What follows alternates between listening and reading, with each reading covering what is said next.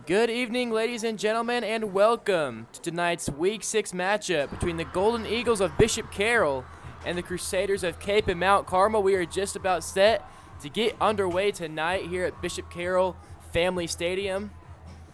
Bishop Carroll coming in at 3-2, the Crusaders coming in at 1-4. Schmidt's set to kick for the Crusaders. The kick is away is a short one. It'll be fielded around the 20-yard line, brought out up the middle by the Golden Eagles. And he will be brought down at about the 35-yard line, and that's where Bishop Carroll will take their first possession.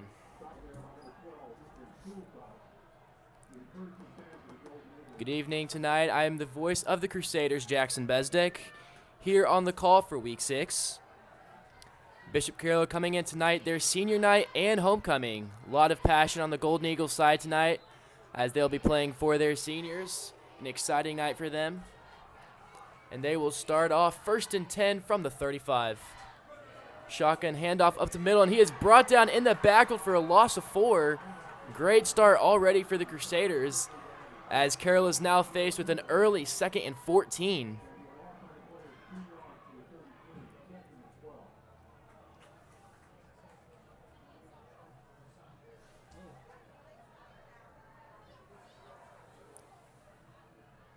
Another shotgun set for Carroll. This time it's a screen pass over the middle.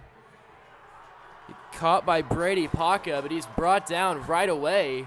Crusaders defense not letting anything fly so far tonight.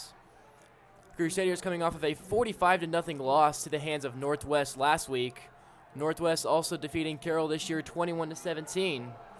However, the 45-0 score does not tell how the game actually went. Crusader defense played very well. 2 of those touchdowns coming off of botched punts where Northwest took over at the 1-yard line and punched it in. Kapaun defense played well last week, looking to regain that confidence, play well again tonight, but there is a long first down converted, and that is going to go to the 50-yard line. Carroll converts their first third down of the night at 3rd and 12, and now they will have 1st and 10 at the 50. Quarterbacking the Eagles tonight, number 18, junior Aiden Needens. And he will be in the shotgun set again.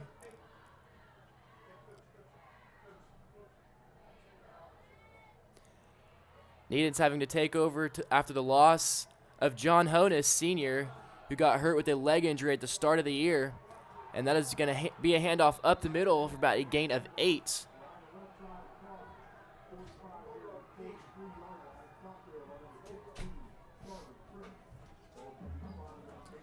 That's number 48, Skylar Hampton, a senior for the Eagles.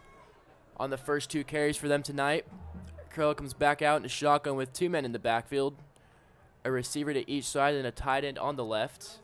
Nadons will look to the sideline for an audible.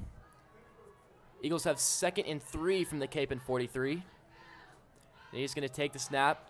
He's going to keep it himself up the middle. He breaks a tackle. He is brought down, but it looks like he's got the first down, and they are going to give it to him. First down, Carroll, their 2nd first down of the night. Golden Eagles running an offense similar to Northwest, both fast-paced no-huddle offenses. Last year in the state semifinal game, Northwest defeated Bishop Carroll 84-67. Yes, that is the correct score. Needens will drop back to pass. He's got a man wide open on the left side, and he has lots of room to run to the left sideline to the 15 to the 10. He's going to shove out of bounds at about the 5-yard line. And a huge pickup for the Eagles, going for about 34 yards there. As now Bishop Carroll will be in the red zone, 1st and goal from about the 5-yard line. And it's going to be a handoff up the middle. He's going to be stopped short. That's Hampton again on the run. And that'll be a 2nd and goal from the 2 this time for the Eagles. Carroll not even letting the Kapaun defense get set there as they snap the ball right after the huge pickup of 34 yards. And they're going to snap it once again. This time it's going to go to the right side, and it's going to be stopped short yet again. Big tackle there for the Crusaders as now Carroll has a 3rd and goal from the 4.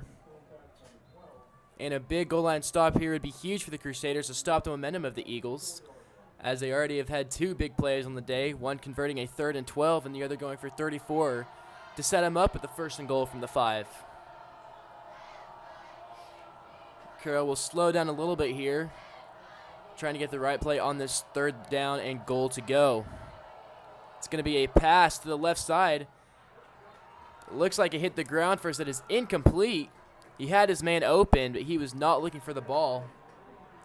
Intended receiver is Max Bullinger, number 88, the tight end for the Golden Eagles. And the field goal unit is on for Bishop Carroll. A big, if they can convert here, not give up a fake field goal, which I don't think they will.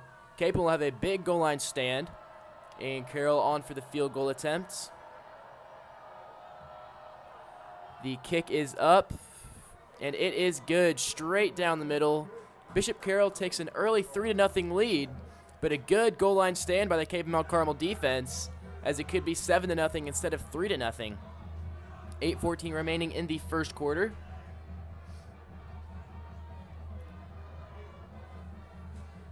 Couple of big plays on that drive for the Eagles.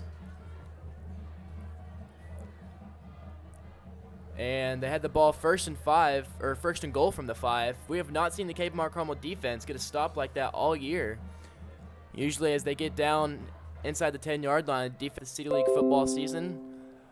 Last year, Northwest just inching out a victory, 23-22. A couple weeks ago, Derby defeated the Eagles 21-0. First time Bishop Carroll has been shut out in a few years, but only giving up 21 points to Derby is the fewest points that Derby has scored all season. This Carroll defense is no joke, and this Kapaun Mt Carmel offenses tend to struggle throughout the year.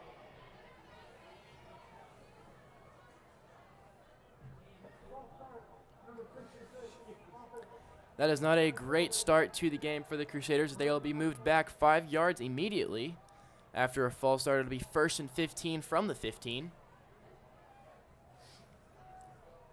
Last weekend in the 3rd and 4th quarter, we saw the Kapaun offense drive down the field for the first time all year, it seemed like. And Jamino's going to hand the ball off right away up the middle. And that's going to get close to back to the 1st and 10 marker. It'll be 2nd and about 12 or 13. Shanka on the carry there, the Crusaders' main ball carrier, as he has been all year. Crusaders defense got into the red zone twice against Northwest last week, something Northwest has not seen a lot of outside of Bishop Carroll, but failed to convert any points on both of those drives, one ending in a fumble, one ending in an interception. Another good drive for the Crusaders last week also ended in an interception. So converting on those 3 drives could have put up a couple touchdowns against the Grizzlies, which they would have not seen all year, but this time Shanka is brought down in the backfield for a loss of yardage, and now it'll be 3rd and long for Kapaun.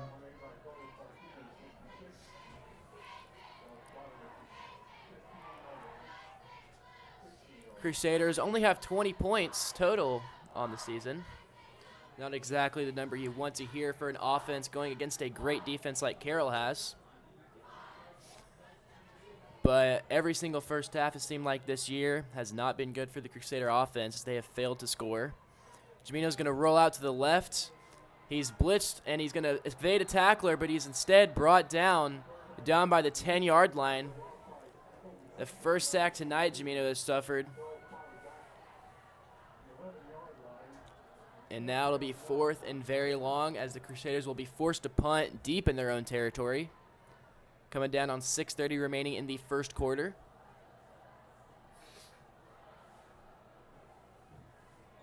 Kennedy back to punt for the Crusaders. That first drive Kapaun had is typical of ones we've had the past 5 weeks. First drives never seeming to go well. 3 and out plus a penalty to add on to it gives the opposing team great field position as Carroll will get here. Kennedy's punt is a pretty decent one, as Carroll will get the ball at the 47 of Kapaun Mt Carmel.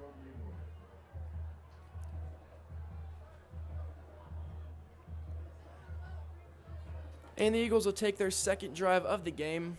First drive went fairly quick, only lasting 3 minutes.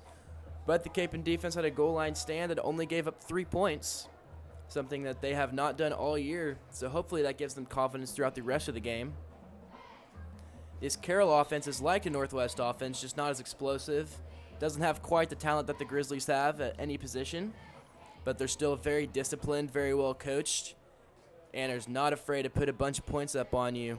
Putting up 55 against Heights a few weeks ago, and 34 against West, who the Crusaders failed to score against. Hampton's going to have another handoff, and he's going to bring it back over the middle. And he's going to get it to about the 40. That'll be about 2nd and 3.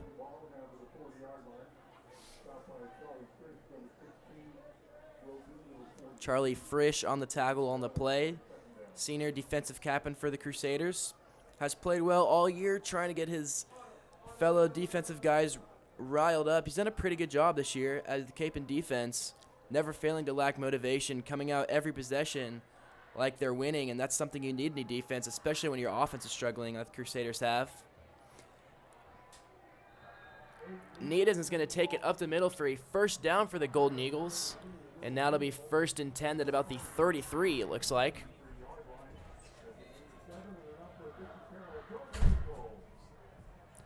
So quarterback keeper for Needham as he picks up the first down. Now Hampton's going to get a carry.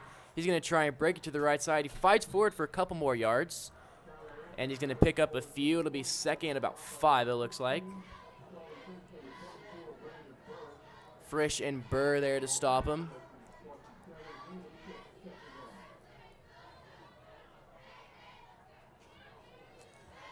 Carroll defeating West 34-7 a few weeks ago is a problem the Crusaders will look at after losing to West 34-0. That was no doubt one of the worst games the Crusaders have played thus far. As Eagles will drive back to pass, he's going to fire it over the middle, just over his intended receiver, as there were a couple of Crusaders there on the coverage. It was a tight window to fit it into, and he could not. It'll bring up 2nd and 4.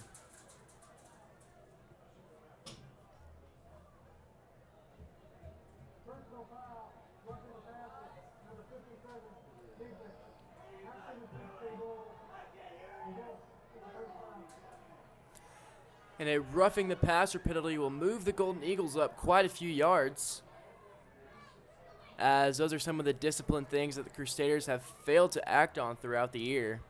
Penalties being the one major Achilles heel on this team on both sides of the ball. As just an example right there, as Bishop Carroll was faced with a 3rd down, now they have a 1st and 10 in the red zone instead of a 3rd and about 4. Neens will be in the shotgun again. He's going to fake the handoff. He's going to take it himself up the middle. He's going to get to about the 10. And it'll be 2nd and 7 or 8 for Bishop Carroll.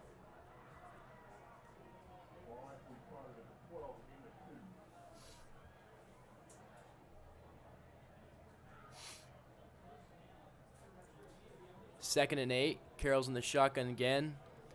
They have 2 receivers to the left side this time. They've lined up Bollinger in the slot instead of at the tight end spot.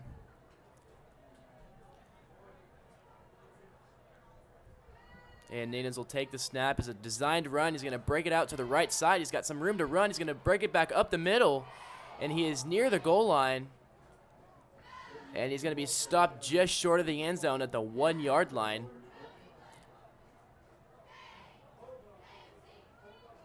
As that'll be a first down for the Eagles. As Crusaders having a tough time stopping Aiden Needhams on those designed runs. This time he'll hand it off to Hampton up the middle. And Hampton is going to be in for the touchdown, as Bishop Carroll will now have a 9-0 lead. Their first touchdown of the game. Skylar Hampton, simple handoff up the middle, goes for a couple yards, and Bishop Carroll is in the end zone for the first time tonight. 3:31 remaining in the first quarter.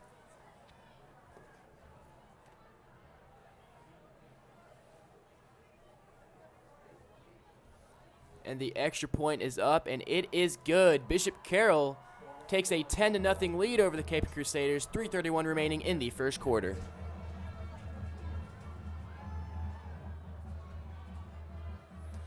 For all your automotive cleaning supplies, call Mark at First Impressions at 619-7444. Does your vehicle ever smell like you've just been in an Uber? Call First Impressions for ways to keep your vehicle smelling great. Call Mark at First Impressions at 619-7444.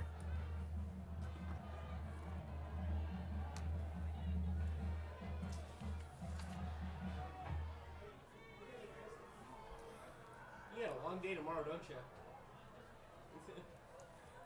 Crusaders are set to receive the kickoff from the Eagles. Carroll already has a 10-0 lead just 9 minutes into the game. And this is what the Crusaders did not want, a hot start for the Golden Eagles. Already dug themselves a big hole. Hopefully the offense has come out here, get a few yards, just get a couple first downs just to try and regain some momentum.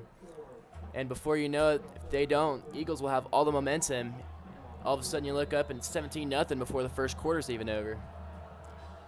Carroll will kick it away, and it will be another touchback, as the Crusaders will have another 1st and 10 at the 20-yard line.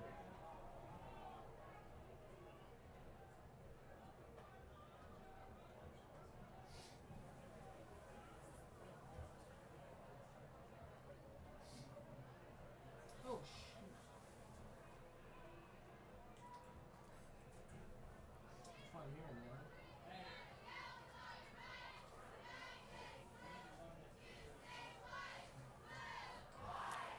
And the Crusaders will come out 1st and 10.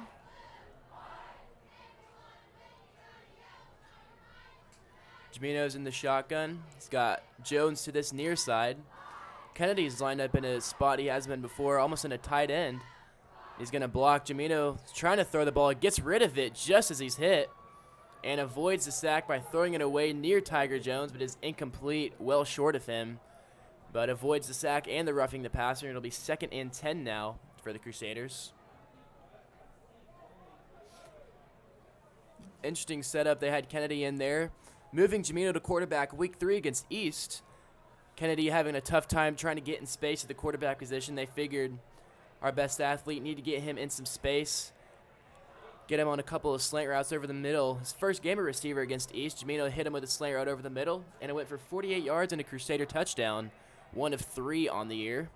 This time Jamino's going to hand it off to him over the middle to the right side, and Kennedy's going to get a few good yards, and he's going to be hit out of bounds, as that's what they like Kennedy to do there. Offensive line was struggling big time the first 2 weeks, and Kennedy was getting sacked seemingly every play. So him and Jamino split a couple possessions against East. And they figured they'd like Jamino better back there, and they like Kennedy out in the slot better. And so here we are. Jamino's, I guess we could say, 4th week at quarterback. He's done pretty well so far, driving the ball down the field. His strength was rushing last week, leading the Crusaders in rushing, and that'll be a 1st down for Kapaun as the Eagles jump off sides.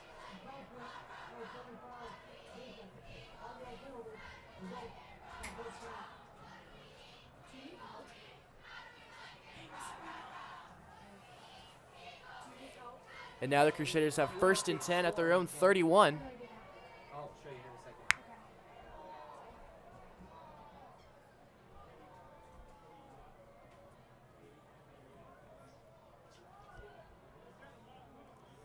second. Jamino will be back in the shotgun. He's got 2 to his left, Jones on the near side to his right. Take the snap. He's going to roll to his right. He's looking for Jones. He's got him on the right side to see if he got his feet in bounds. They're going to say no, as he was hit hard out of bounds by number 33, Justin Powell. Jamino with a high pass to Jones. Jones had to go up and grab it. He caught it, but was shoved out of bounds before he could get his feet down. And now it'll be 2nd and 10 Crusaders.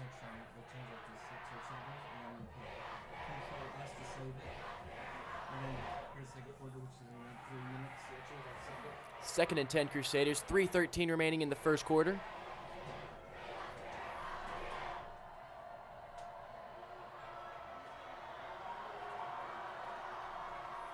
Jamino's going to take the snap. He's going to keep it himself up the middle, and he's going to get a few yards. It'll be a 3rd and 5 about, as Jamino's first carry of the night goes for some positive yards, as that was our best play last week, that and our slant right over the middle, Northwest could not stop. They kept coming out in a cover 2 and left the middle wide open. And Jamino continually hit Kennedy, Curtis, and Jones for those slant routes over the middle. That's what got us our big drives into the red zone. Just could not convert any points on those. So it'll be a 3rd and 7 for Kapaun from their own 34. Jamino's going to send 2 men in motion to the right side. Everybody for Kapaun's over on the right side. Jamino's going to roll to his right. He's looking to throw to his right. He's going to keep it himself, and he's going to be brought down in the backfield. Another sack for the Golden Eagles, as Jamino had no men downfield, no room to run, and just runs it out of bounds. So that'll be 4th down for Kapaun.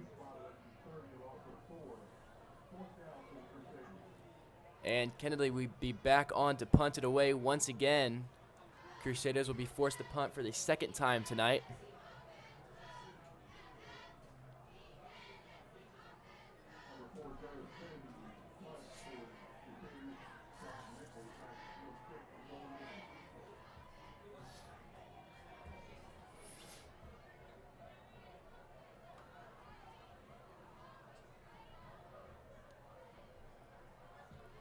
Kennedy punts it away. It's a solid punt. Be taken as a fair catch at about the 37. And Stuhlsatz hit him after the play. As you see there, it wasn't a huge hit. He did hit him after the fair catch, which is a penalty according to the rules. But didn't hit him very hard. But officials are still going to throw the flag.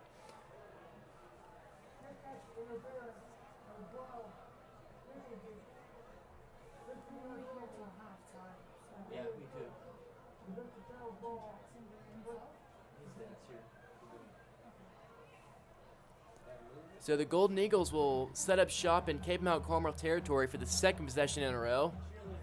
Last time not working out well for Kapaun as the Eagles scored a touchdown pretty quickly. So it'll be 1st and 10 from the 48 after the hitting of the fair catch. I don't know what actually that rule is called because no one really does it. Needed's in the shotgun set again. He's got 2 men in the backfield with him. He'll hand it off up the middle, a lot of room to run. And he's going to power forward for a couple more yards.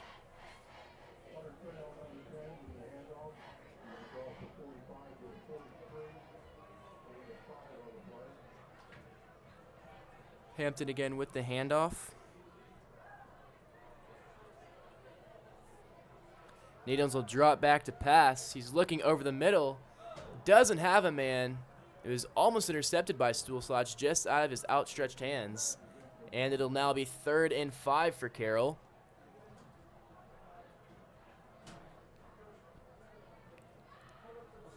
As that play for Carroll has not worked both times. Crusaders secondary defending it well as they've had men around receivers in the backfield, or back 20 yards. What's killing the Crusaders in the passing game is those little dump-offs over the middle, those 5-yard in routes. And there's a 5-yard out route. This time it looks like it was dropped. And the Crusaders catch a break there, as that would have also gone for a 1st down. But instead it'll be 4th and 5 for Carroll. Let's see what they go with here. They are in 4-down territory. And the offense so far is staying on the field. They're going to run a play. Needens has 2 receivers to both sides of him. He's got a man in the backfield with him. 4th and 5. Needens looking. Now he's got a man at the left. Pass is completed, and it is enough for a 1st down. And the Eagles convert on a 4th and 5. Number 24, Brady Pacha with the reception. As Carroll will now have 1st and 10 from the Kapaun 35-yard line.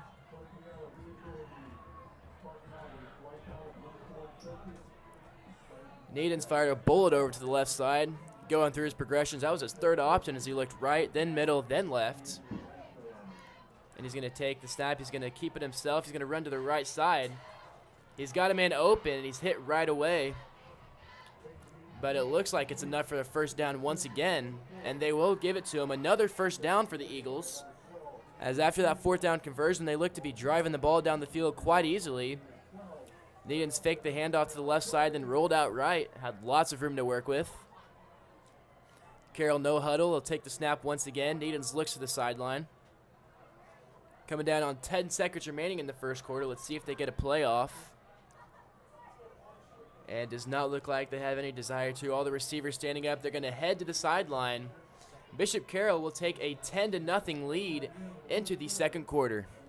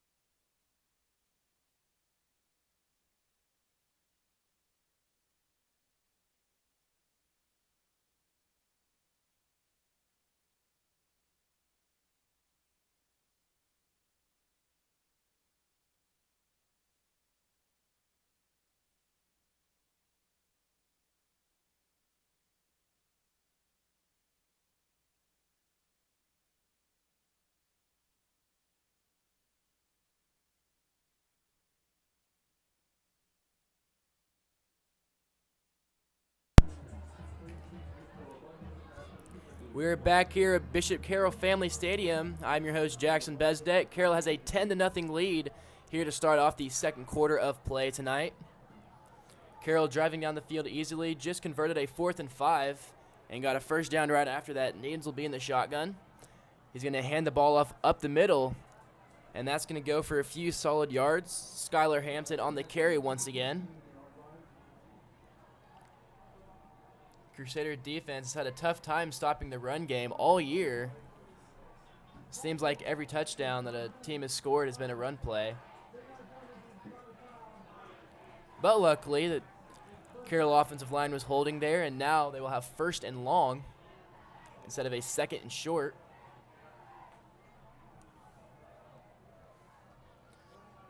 Last week, Northwest running back had 4 rushing touchdowns and probably over 200 yards. As that is the Achilles heel of the Kapaun defense. As the offense struggles with the offensive line, the defense struggles with stopping the run game.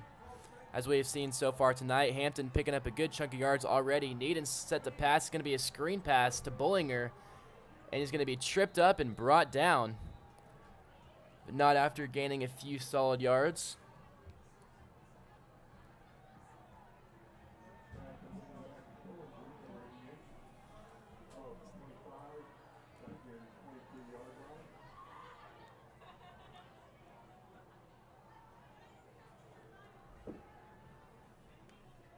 That was Reed Adelhart who tripped up Bullinger on the reception there. Bullinger fell forward for a few more yards. It'll be 2nd and 10 from the 23 now. Daines takes the snap, fakes the handoff. We read it well but couldn't come up with the tackle. But the Kapaun defense is in the backfield, and that's going to be a loss of a yard. As now Carroll will have 3rd and long for the 2nd time tonight. First time they converted a 3rd and 12 on their first drive of the game. Ended up with a field goal that possession after a good goal line stand from the Crusaders.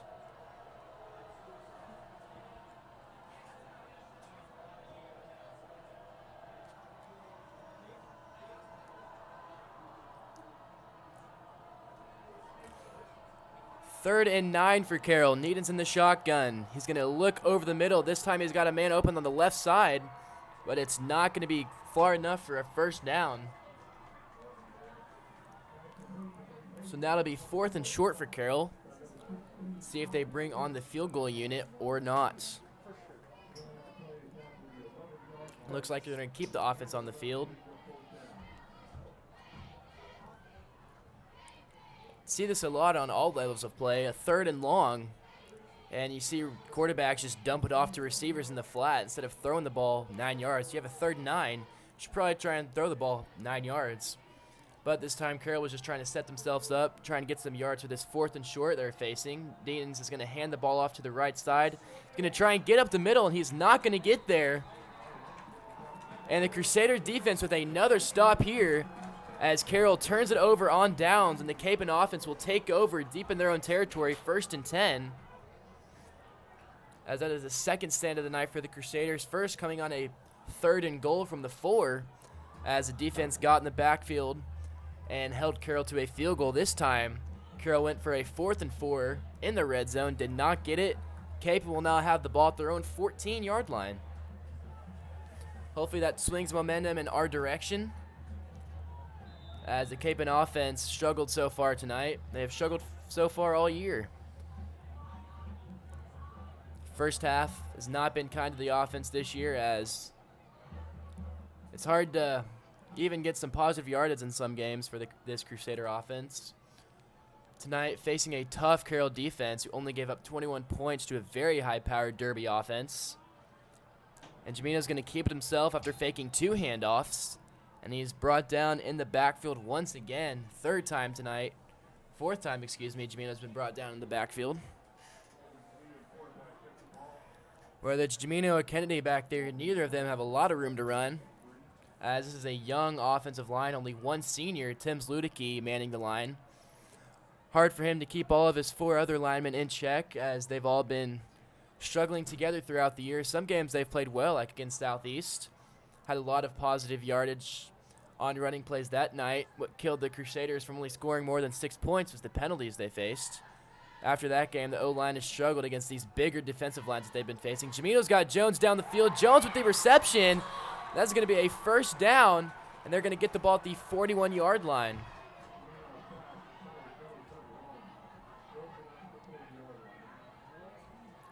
But it looks like as he came down, the ball hit the ground. He could not, quote-unquote, survive the ground, as the NFL refs like to say, and it'll be 3rd down and 13.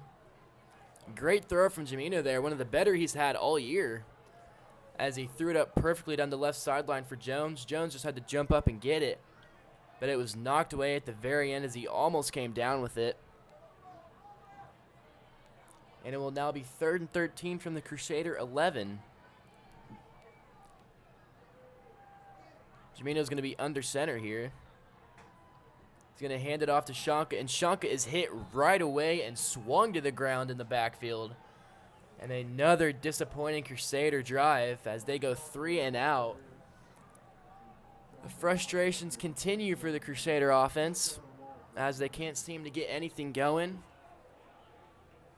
I was hoping they'd take some momentum off of last week, talk to them throughout the week. They knew that the way they played wasn't indicative of the 45-0 score, as the offense played well in the second half, just couldn't put any points on the board. So Kennedy will be back to punt from his own end zone. He gets the punt off, and it's going to be fielded around the 40. Another fair catch, but he drops it, but he falls right back on it. And Carroll will have the ball at the Kapaun 41, the 3rd straight possession. They start off in Kapaun Mt Carmel territory. And that's a problem for the Kapaun defense, thrown upon them from the offense, if we've seen that so far this year. Kapaun defense, like last week against Northwest, not having a lot of room to work with, as Northwest having to only go 25, 30 yards for a score, as Crusaders just can't drive the ball whatsoever.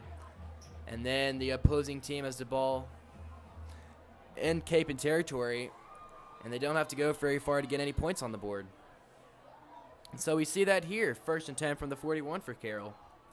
Needens in the shotgun again. He's going to take the snap. He's going to hand the ball off up the middle, and he's going to be brought down after just a gain of 1. Good play from the Kapaun Mt Carmel defensive line. That time it was number 10, Hunter Trail.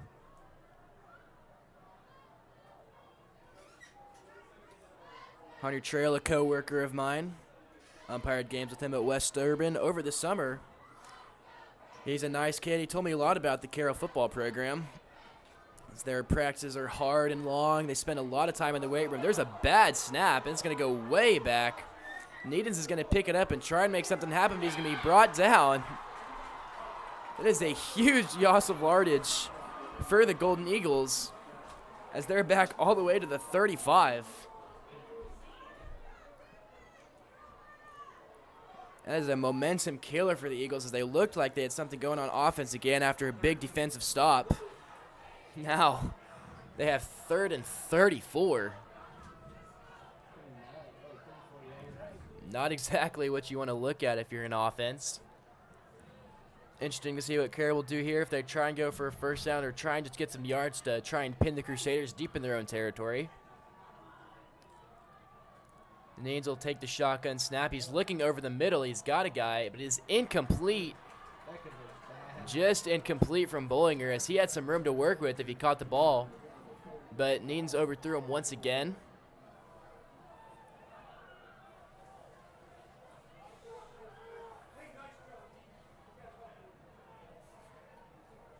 And a big defensive stop once again for the Crusaders. 6:23 remaining in the first half. Carroll only mustering 10 points so far. The Kapaun defense is doing their part. Let's see if the Kapaun offense can get something going right here, as Kennedy will be back to receive the punt. Punt is away. Kennedy's going to let it bounce, and it's going to roll near the 20-yard line as it takes a friendly Carroll bounce. And a solid punt there.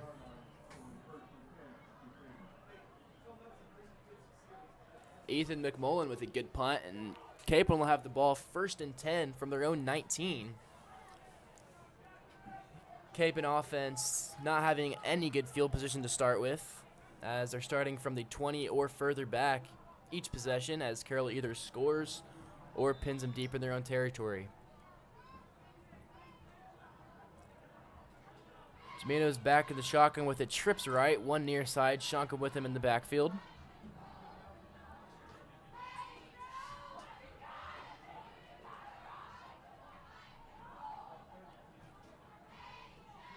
Jimeno will take the snap here. He sees the blitz from the right side, completes the pass quickly over the middle, and that'll be a first down and more for Kapaun, as Cale Curtis with another reception in the flat that worked well last week. As I just non-biased opinion, but I think we should go back to that play more often, as it went for a lot of yards last week against Northwest, this time picking up a first down here for Kapaun. As Jimeno's going to be in the shotgun. This time, Kapaun does a no-huddle offense, try and hurry it up. Jimeno's going to take it up the middle. He makes a man miss, and he's going to be near the first down marker. Solid run there for Jimeno. The Kapaun offense is now picking up some steam here as they have 2nd and short. They need to keep riding this momentum, trying to keep the Carroll defense off balance. Needing to mix up the run and pass plays more. We've been run heavy tonight, and the Carroll defense has been all over it in the backfield almost every play. Even these last 2 plays have been in the backfield. First play, Jimeno just got it off quickly to Curtis. This time, Jimeno took it up the middle. No linebackers there as they all blitzed. And they're sending a blitz again on the right side. And it looks like he got across the line of scrimmage.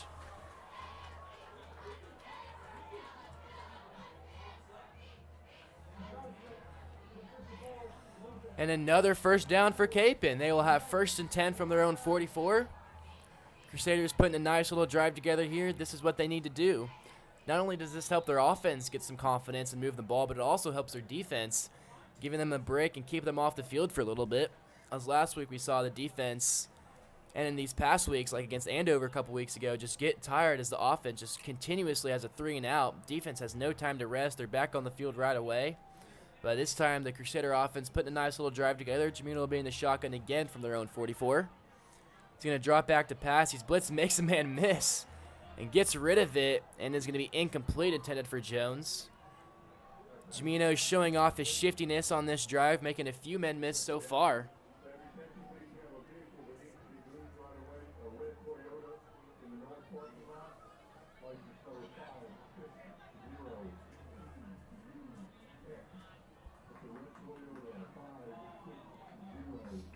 So the Crusaders will have 2nd and 10 now.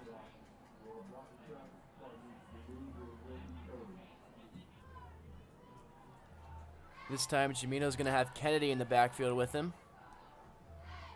And Shanka. They're both back there. Jimeno's going to take the snap. He's going to look left right away. He's got Jones down the sideline again. And this time in double coverage is knocked away by both Carroll defenders, and that'll be 3rd and 10 for Kapaun. A lot of hands both ways on that play, so the ref decided just to not throw the flag in general. Both Jones and the Carroll defender were grabbing on each other on the way up. trying to secure the jump ball, but both Carroll defenders knocked it away from Jones. As Kapaun will now face a 3rd and 10. Hopefully they can just pick up some yards here, if not a first down, just to try and keep this drive alive just for a couple more yards. Jamino's going to roll out to his left. He's going to make another man miss. Some solid blocking there finally in the backfield. As it does not hold up very long, Jamino's just going to fall forward. That he stopped by about 6 Golden Eagles there. So it'll be 4th down for the Crusaders.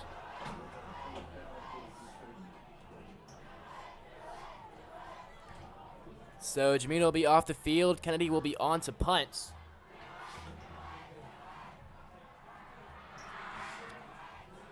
Fourth and 8 for Kapaun here as they will punt it away more than likely. Around this type of field, though, Crusaders like to go with their fake punt that works 3 weeks in a row. But a 4th and 8 situation here might be a bit too risky for it, especially 3:50 coming down in the first half. Crusaders do have the ball coming out of halftime. Kennedy's punt is blocked, but he's going to field it, and he's going to try and run with it, but he's going to be pushed out of bounds around the line of scrimmage. A 2nd week in a row where Kennedy's punt has been blocked. Last week it was blocked. And the Grizzlies fielded it at about the 3-yard line, punched it in right away after that. As this time it was blocked, thankfully, Kennedy picked it back up right away and actually got a gain of 1 on the play. But the Eagles will take over 1st and 10 from the Kapaun 47. Yet another drive where they started off in Kapaun Mt Carmel territory. Nadens will be in the shotgun set again. He's going to hand it off up the middle to Trail. And Trail's going to fall forward for a few yards, as I was saying last possession. Trail, a coworker of mine, tells me a lot about the Carroll program, what they like to do over there, and how the hatred for Kapaun is just fueled every year, just as it is for us, for Carroll, as they really take pride in their long win streak against us. 20 years in a row, Bishop Carroll has beat Kapaun Mt Carmel in football. Kapaun trying to snap the streak this year before it extends to 21. But this is always a big game for Carroll.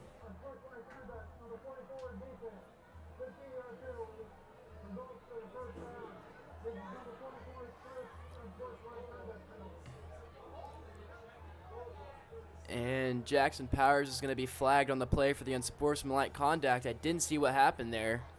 I'm sure he was egged on continuously by a Carroll player, as they are known to do that. They do it in all sports. They just bug you the whole game, and then you lash out, and then you get called for it. It's just quite unfortunate, 'cause Carroll never seems to get called for it. Anyway, 1st and 10 Eagles, as there's going to be a handoff up the middle to Trail. Trail's going to break it out to the left side. And he's only going to get a few yards on the play.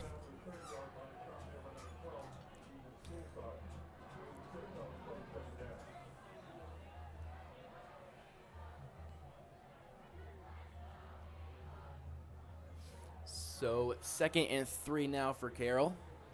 They have the ball at the Kapaun 20-yard line. Nadens will take the snap again. He's going to hand it off up the middle again. And Edelhart stops him up, trips him in the backfield as he falls forward for a couple yards. It'll be 3rd and short for Carroll. As I was saying, no matter how unmatched the teams are, whether Carroll is much more dominant than us or we have pretty equal teams like we had last year, this is always one of Carroll's biggest games of the year, as they take great pride in beating us 20 years in a row, as they pick up a first down here. And now Carroll is 1st and 10 from the 11-yard line.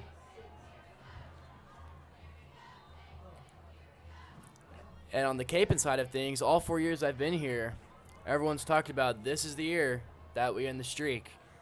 And it's just this thing looming over us every single Carroll game day.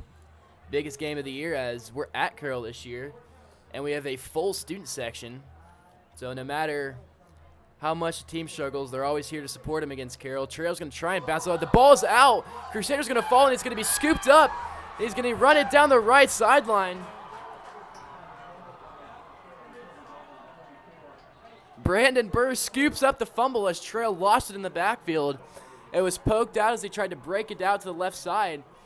Brandon picks it up and gets a lot of yards after it. And now the Kapaun offense will have their best field position of the game so far, 1st and 10 from the 35. This is a huge momentum shift, as it is Carroll's second turnover of the day, first on downs. Now a fumble at the 10-yard line. Carroll was no doubt ready to score once again, but Kapaun defense comes up with another big stop. Kapaun defense on fire tonight, definitely playing their part. Under 2 minutes to go in the first half, and the Kapaun offense will hopefully have the ball for the rest of the time, try and put some points on the board on this possession, then get the ball right back coming out of halftime.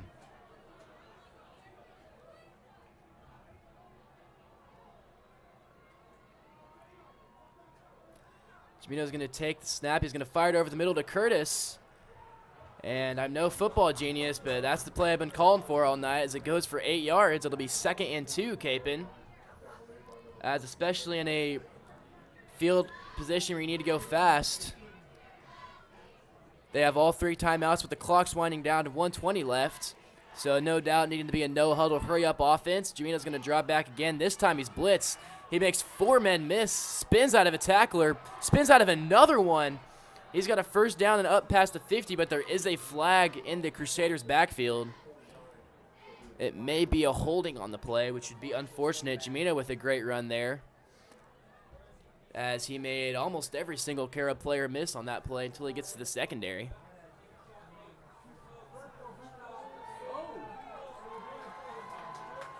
And the Crusaders' drive keeps getting better and better as a face mask for Carroll,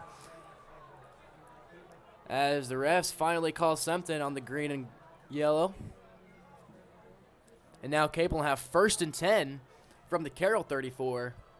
This will be their first play in Carroll territory tonight, with 1:16 remaining in the first half.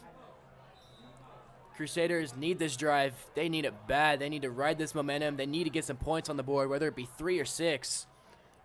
Jamino's going to be in the shotgun. He'll throw it. He's trying to look over the middle. This time a roll out left, one-legged throw as he tries and throw it on the run. And another flag. This will be a pass interference, as the Crusaders are just getting more and more yards off of silly Carroll mistakes,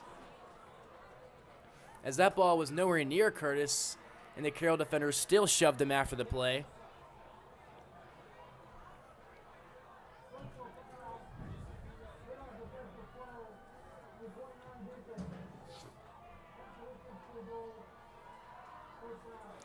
And the Crusaders, instead of having 2nd and 10 from the 34, will now have 1st and 10 from the 19. 1:11 left to go in the first half, as Jamino's trying to lead his team down the field. Haven't ran the ball yet, but can't really with clock time winding down. No, they do have 3 timeouts. As another penalty against Carroll, as he falls off sides.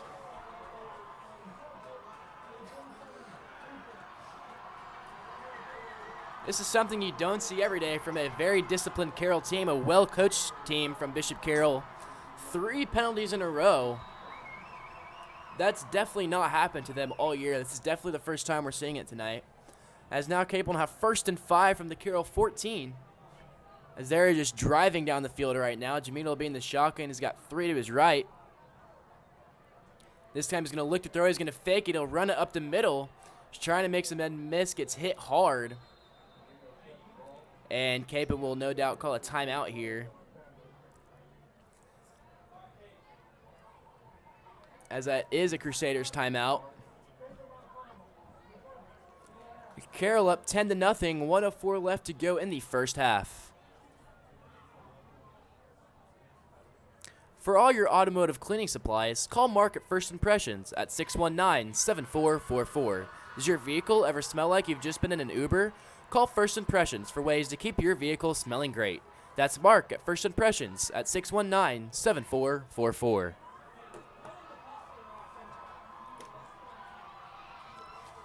Crusaders having their best drive of the season, probably so far, if not for their touchdown drive against Southeast, where they drove straight down the field against the Buffaloes, scoring their first touchdown of the season and beating Southeast 6-3 for their only win of the season. This drive seemingly being like that, as Carroll's committed 3 penalties in a row, and Crusaders get a 1-yard run. Now they have 2nd and 4 from the 13. 2 timeouts remaining, 1:04 left to go in the first half. As Jimino will be in an empty backfield set in the shotgun. He's got 3 to his right, 2 to his left. As he's going to try and look for Jones on the left side. He's going to have to scramble as the Carroll defensive linemen, all 5 of them were just in the backfield immediately. And all 5 Crusaders offensive linemen just had to watch Jimino try and make some magic happen. He can't do it. It'll be 3rd and 9. They'll have the ball from the 18-yard line. Jimino got out of bounds, so that stops the clock with 58 seconds left to go in the first half. Crusaders need to get some yards here. Not only try and get a first down, but to set up better field goal position as they need points on the board to try and make it a 1-possession game. 3rd and 9. Jimino is in the shotgun again. He's going to call an audible. There's a blitz coming off the left side. There it is. Jimino's going to throw it right side. He's got a man. It is a touchdown. Touchdown, Kapaun Crusaders. As the first touchdown of the night, a perfect throw from Andrew Jimino.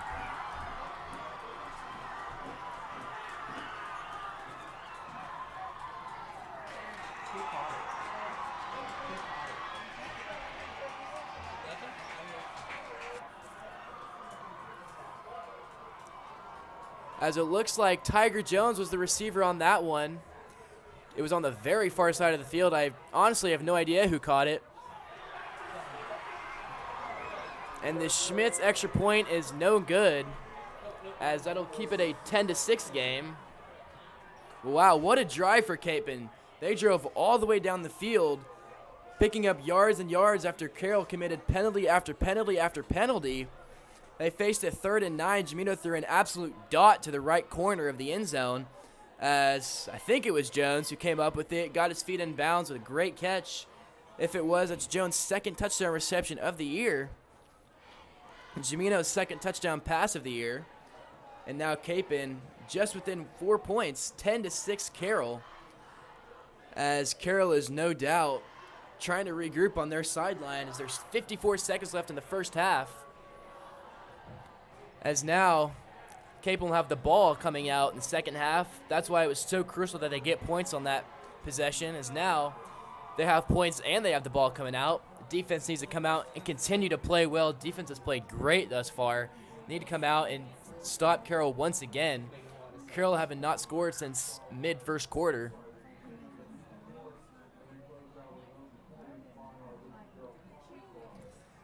As the Kapaun student section was just itching for something to happen off of that long drive, going absolutely crazy after that touchdown. I know.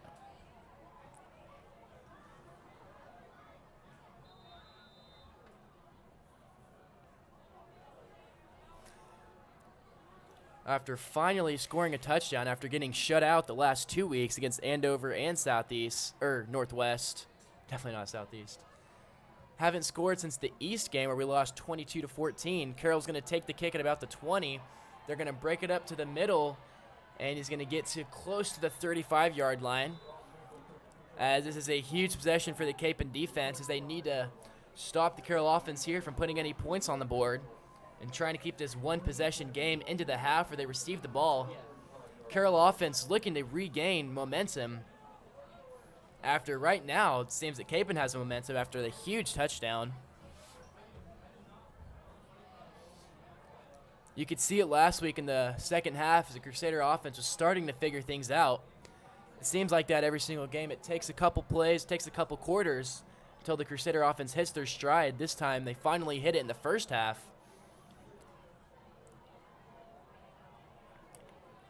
Nenons will take the shotgun snap. He's going to hand the ball off up the middle. And Carroll is not going to call a timeout here. Looks as if they're just trying to run the clock down, maybe make something happen. 30 seconds left in the first half. Carroll has 3 timeouts. They're not going to use them. Needhams looks to throw. He's got his man on the right side. It's going to be a first down. He can't get out of bounds. Big tackle there from Chapman as he keeps the play in bounds, keeps the clock rolling after the chains get set.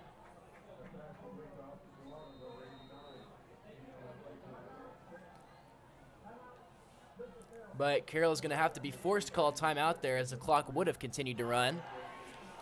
So Carroll has a 10-6 lead with 23 seconds left.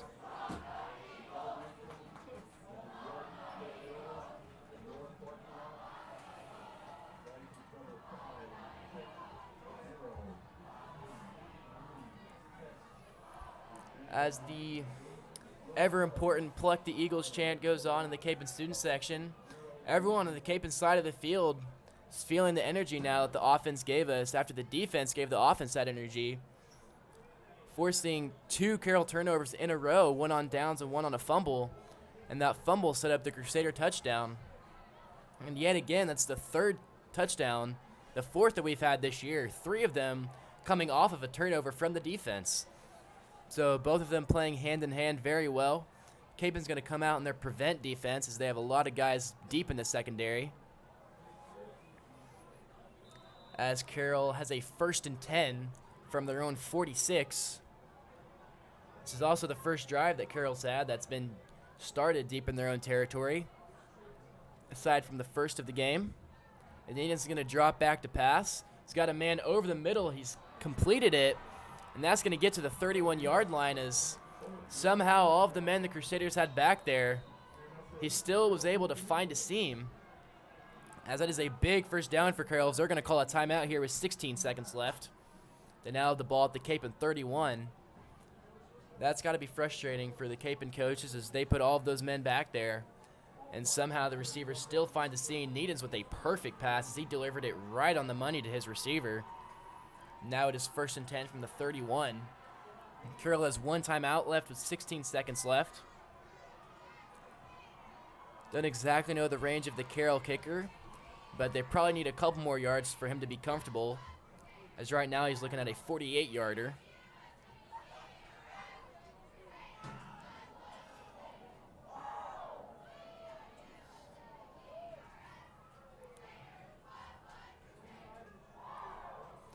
As both teams will trot back onto the field.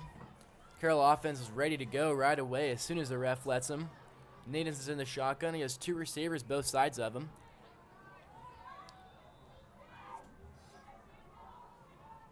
Needens will take the shotgun snap. It's going to be a screen pass over to the right side. He's going to get a big chunk of yards and gets out of bounds. Only 5 seconds go off the clock as there's 11 seconds left in the first half. That time it was number 89, Oscar Gallardo. As now they have 2nd and short. Needens will drop back again. He's looking end zone this time. This time he's just going to dump it off the middle, but it's deflected. Doug Bates with the deflection there, as he's been manning that defensive line all year, doing a very good job, coming up with a lot of big tackles. In our only win against Southeast, him and Charlie Frisch getting a couple sacks to end the game that day. And him and Frisch have been big for the Crusaders on defense. This time, Bates gets a deflection on a pass. As now it'll be 3rd down, Carroll. They have 8 seconds left. They're going to try and run a play here. This will no doubt be a pass play, either a shot to the end zone or a screen pass to the right side. As Kapaun's going to call a timeout here to regroup.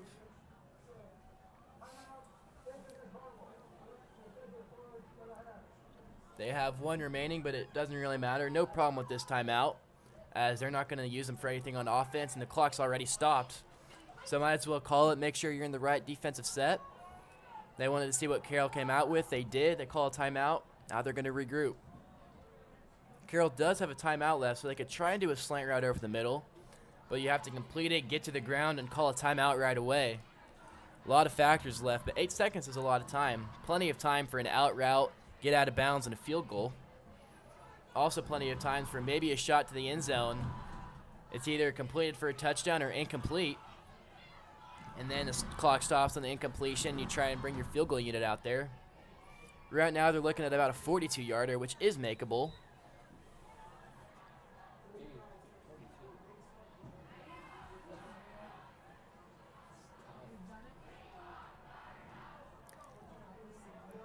I made a 25-yarder in warm-ups, just like to point that out there. So definitely the Carroll kicker can make a 42-yarder. Needles will be in the shotgun. He's got 3 to his left. And it's going to be the slant over the middle. They got to get to the ground. He does. They got to call a timeout, and they do. Perfectly executed from Bishop Carroll there. As they pick up a couple yards, they do exactly as I thought they would do.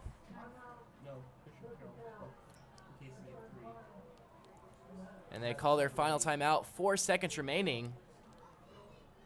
So now they're at about the 15. So now it'll be about a 32-yarder. So whether or not they bring the field goal unit out, even if the field goal goes it's still a one-touchdown game, as it'll be a 13-6 lead, as Crusaders will have the ball coming out. Crusaders knew this could be a winnable game for him after playing pretty well in the second half against Northwest last week and seeing the vulnerability of the Carroll offense, putting up 0 points against Derby. As this isn't Carroll's best team they've had in a few years. Last year's team is definitely more talented, but they're still 3-2 and they're still blowing out teams they should blow out. They are going to bring out the field goal unit and the 33-yarder. High snap, kick is up, kick is away, and the kick is straight through. That will end the half. Carroll will take the ball into halftime. Crusaders are set to receive it coming out of half. Carroll leads it 13-6.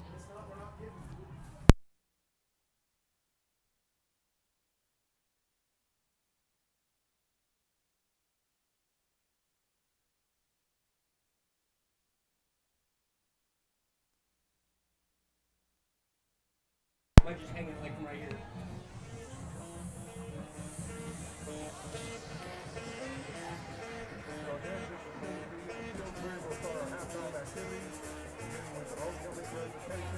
Followed by the tribute and music corps, and finally performance by Bishop Carroll Squad.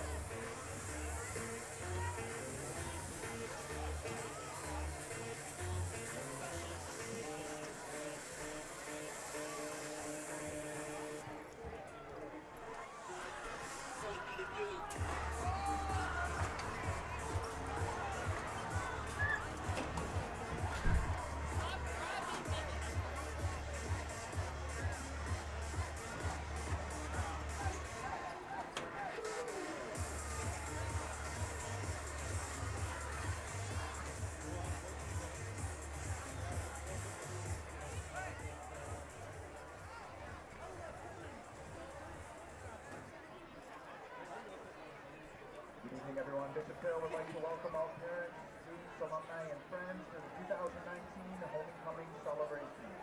This week was full of fun activities celebrating the success of Bishop Carroll in the classroom and athletic competition in his school spirit. The senior class has nominated these candidates to represent their class this year. We now ask that you direct your attention to the track for the introduction of our homecoming royalty. The first couple is Monica Carrillo and Blake Jarberry. Standing in for Blake is Hayden Hall. Monica is a member of St. Elizabeth and G.E. Parish. She's the daughter of Damien and Sonia Carrillo. During her time at Bishop Carroll, she has participated in soccer, God Squad, and Literacy Club for 4 years, Eagles for Life, National Honor Society, and Youth Board for 2 years, and Region Board for 1 year. Chelsea has made honor roll. MVP in soccer and most recently scored in the top 2.5% on the GSAT in the National Hispanic Recognition Program. Monica plans to attend Benedictine College and study psychology or nursing. Blake is a member of St. Elizabeth and Seton Parish. He is the son of Steve and Daniela Yarberry. During his time at Bishop Carroll, he has participated in football for 4 years and bowling for 3 years, 2 of which he has led. Blake is a member of the 2017 5A Championship team, member of the 2017 5A State third place team in bowling, 9th individual at the Greater Wichita Athletic League City League. He also has been on honor roll for 3 years, member of the National Honor Society, the recipient of the St. Therese of Lisieux Community Student of the Month Award, and crowned 2019 Junior Class Prom Parent. Blake plans to attend Wichita State University and study accounting and business analytics. Our second couple is Michael Burns, escorting Lainey Stevens. Lainey is a member of St. Catherine of Indiana Parish and is the daughter of Brandon and Karen Stevens. Lainey has participated in tennis and is the manager of the boys basketball team for 4 years. She's National Honor Society for 2 years and currently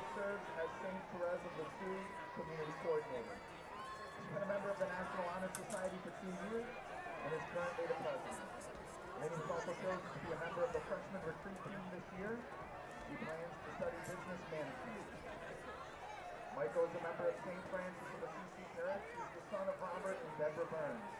During his time at Bishop Carroll, he's participated in the Liturgy Club for 4 years and tennis for 3. He's also chosen to be a member of the freshman retreat team and plans to attend Wichita State University studying industrial engineering. Our third couple is Blair Lashley and George Walden. Standing in for George is Penny Harper. Blair is a member of St. Elizabeth Ann Seton Parish and the daughter of Matthew Lashley and Jennifer Minton. During her time at Bishop Carroll, she has participated in cross-country and cheerleading all 4 years. Blair is currently a varsity cheerleader captain, house captain, and teaching academy. Blair has also chosen to be a member of the freshman retreat team. She was nominated as the president schooner mate for Riverfest and was a member of the prom team. Blair will major in elementary education at either K-State or Fort Hays State University. George is a member of St. Francis of Assisi Parish. He's the son of Mike and Ann Walden. During his time at Bishop Carroll, he's participated in football for 4 years and BCTV broadcasting for 3. This year, he is a producer. George is also currently a coordinator for St. Philip Neri Community, and he's undecided of his plans for next year. Our fourth couple is John Honus escorting Maddie Lane. Maddie's a member of St. Elizabeth Ann Seton Parish. She's the daughter of Tony and Joyce Lane. During her time at Bishop Carroll, Maddie has participated in tennis for 4 years, track and yearbooks for 2 years, and student council for 1. She lettered in track for 1 year. Maddie was also nominated as junior prom coordinator and is currently serving as a community coordinator for St. Sebastian. She was also chosen to be a member of the freshman retreat team this year. Maddie plans to attend Kansas State University and study business and marketing following graduation. John is a member of St. Francis of Assisi Parish and the son of Chris and Lori Honus. During his time at Bishop Carroll, John has participated in football all 4 years, basketball 3 years, and 1 year of track. He's been a member of the state championship football team, track, and basketball. In 2019, he achieved All-City Javelin 400 in the 4x400 and All-State in the 4x400. John is also a member of National Honor Society and was chosen to be a member of the freshman retreat team this year. John plans to study accounting following graduation. Our fifth and final couple is Adri Nordis and Samuel Smith. Adri is a member of St. Elizabeth Ann Seton Parish. She's the daughter of Byron and Marilee Nordis. During her time at Bishop Carroll, she has participated in cross country for 4 years, basketball and varsity track for 3 years, and the God Squad for 2. Adri has placed at state for 3 years in the 300-meter hurdle, 4x4 meter relay, and 4x800 relay. Next year, Adri will study business and psychology at either Kansas State University or Texas A&M. Samuel's a member of St. Peter the Apostle Parish. He's the son of Robert and Linda Smith. During his time at Bishop Carroll, he has participated in cross country for 3 years, track and field for 2 years, and God Club.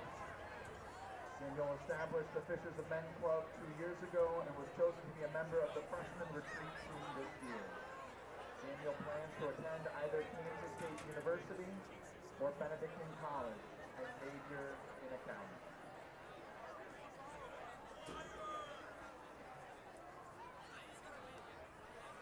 Ladies and gentlemen, we now direct your attention to the 50-yard line, where last year's homecoming king and queen, Grace Barrientos and Paul Eck, will now crown our winners.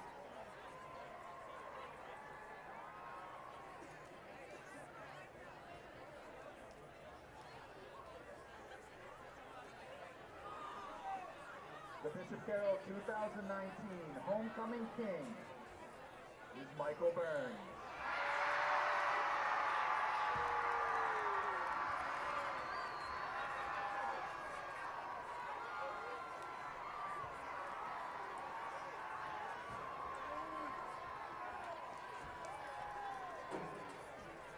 And this year's homecoming queen is Blair Lashley.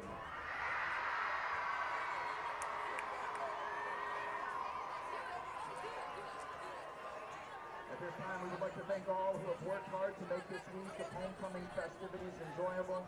We'd especially like to recognize Brian McGreevy, class of 1988, who has once again generously donated the golf carts driven by our candidates through his company, Kansas Golf and Turf. We'd also like to offer special thanks to the coordinator of student activities, Miss Abby Johnson, all of the community leadership team, as well as all of the dedicated community teams for their work in planning this week's event.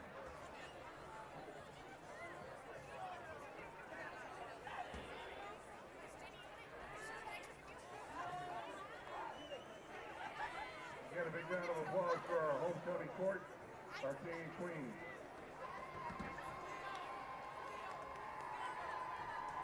Now, if I could have your attention, we still have this red Toyota blocking parking lot, registered to Claudio and Beth Ferraro. The police department has told us they will be towing that car within the next 2 minutes.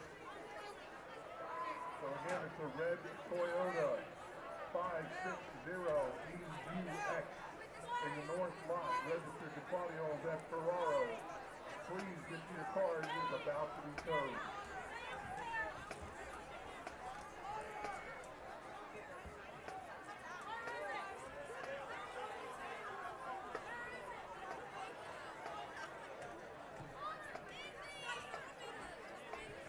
Now let's welcome to the field the Bishop Carroll Streaming Eagle Music Corps to perform their show entitled The Reception.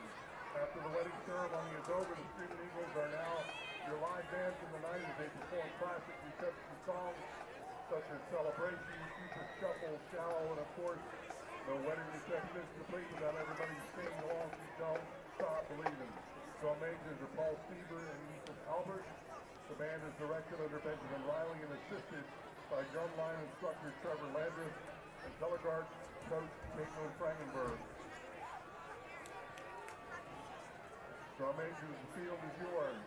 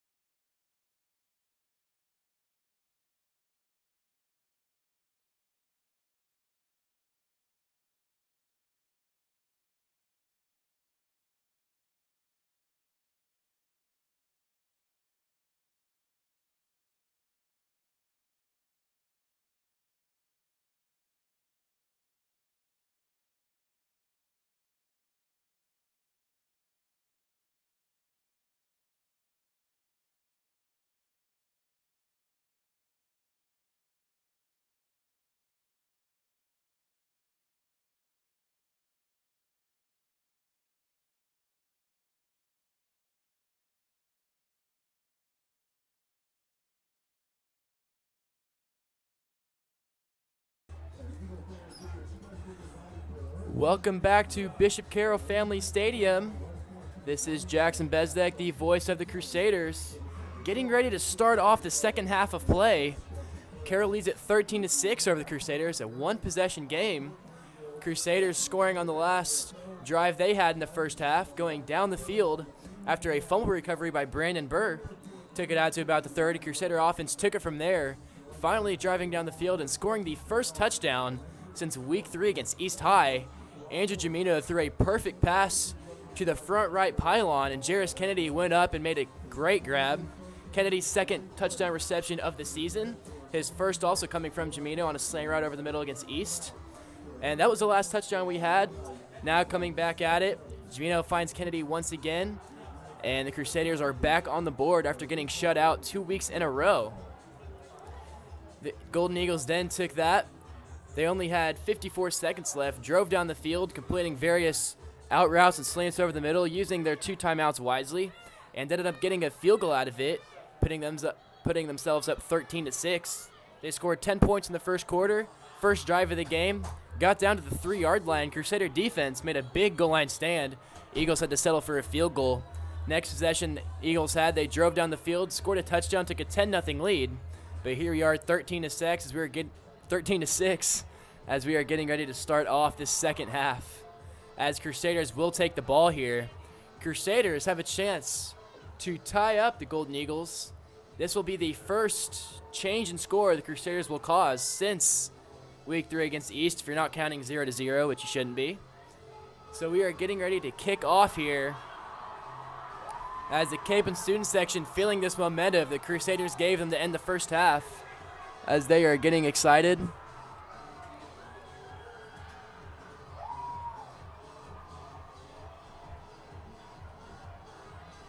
The energy you feel in the student section is something you haven't felt since our victory against Southeast. As I was saying earlier, that both student sections come out big for this game, being the Kapaun Carroll rivalry, the Holy War, as Carroll has beaten us 20 years in a row. Yes, that is correct, 20 years in a row. Wouldn't think it'd be much of a rivalry, but both teams make it be.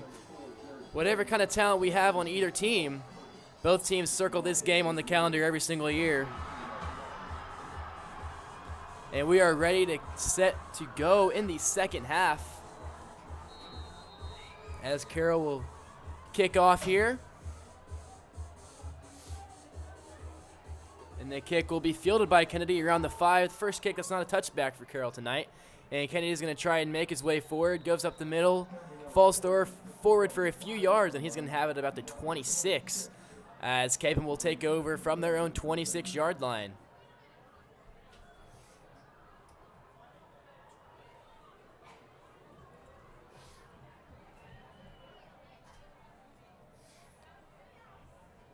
After getting moved to receiver against East, they put him in more space and put Jamino at quarterback. Kennedy has caught 2 touchdown receptions and has led the Crusaders in yards multiple times since then, as Jamino led us in rushing yards last week, as he was the only guy who could get anything going on offense, trying to make something happen after getting blitzed from the Northwest Grizzly front 7. Now he's going to be under center,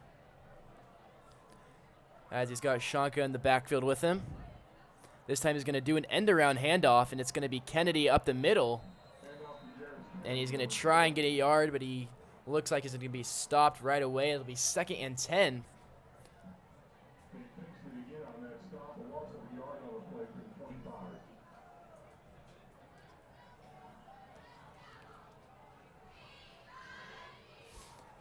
And now the Crusaders trying to get some momentum. The offense finally found something going last half, as they found a little bit of it against Northwest, just couldn't put any points on the board. Now finally converting and see if they can ride that momentum here. There's a pass over the middle. Great catch by Kennedy as he reels it in with one hand. And that'll be another first down Crusaders. 1st and 10, and they'll have the ball at the 44-yard line. As Jamino led Kennedy almost a little too much. Kennedy had to reel it in with his left hand, made a great catch. And there's the slant route I've been talking about that's been open all day. It's worked for Cale Curtis, now it works for Jarris Kennedy. 1st and 10 Crusaders. Jamino will take the snap, looking to throw once again. Thinks he has Jones, throws it a little short as Jones on a comeback route, 10-yard comebacker. And it's Jamino seemed to be hit as he threw. pass was just short of Jones. It'll now be 2nd and 10.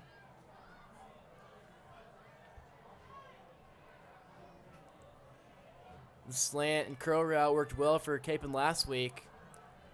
All of our passing yards we gained came off of those 2 plays. And the same things happened here tonight other than the touchdown pass. It was a little corner route that Kennedy ran. Executed perfectly by Jamino and Kennedy. All of our passing plays have come from that slant route. So you're thinking we'd go back to it here. Jamino's in the shotgun.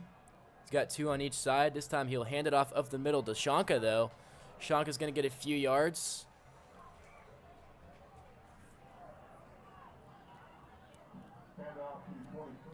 And they will now have 3rd and about 7.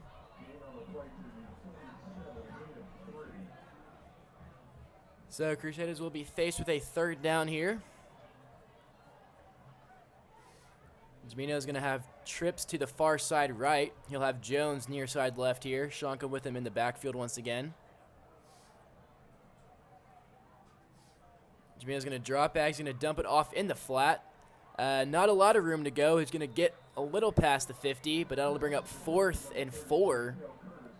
Curtis again with another reception.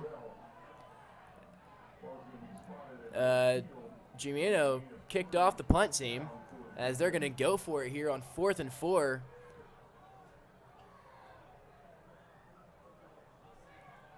Now it looks like Jamino will be overruled by the coaching staff as he felt he wanted to go for it. Coach just said no thank you. As the first drive of the first half, Crusaders still have their 1 possession lead. This could be a time to use that fake punt the Crusaders have gone to a couple times. Kennedy simply just takes it and throws the ball up the seams, probably to Curtis here if he does it. It'll be 4th and 4 from the 50. This is the exact situation they like to do it. Adelhart not happy, screaming as he calls a timeout. Obviously didn't want to use one this early in the second half, but he felt he had to, didn't like the formation or felt his players did something wrong, so they will go over it here as it probably was the fake punt. As last time we called a timeout on this kind of play, it was against Andover. And we ended up completing the fake punt 4th and 5 conversion, but a penalty brought us back, and it didn't go, and we had to punt it away anyway. But it did work against East and West the 2 weeks prior, as that was one of our 3 first downs against West, happened on a fake punt. Crusaders will come out in the same formation. Now it might be a little too risky to do it because the Eagles probably have it in the back of their mind. They've definitely scouted it before. As he jumps, that's got to be an offsides. They're going to call a false start.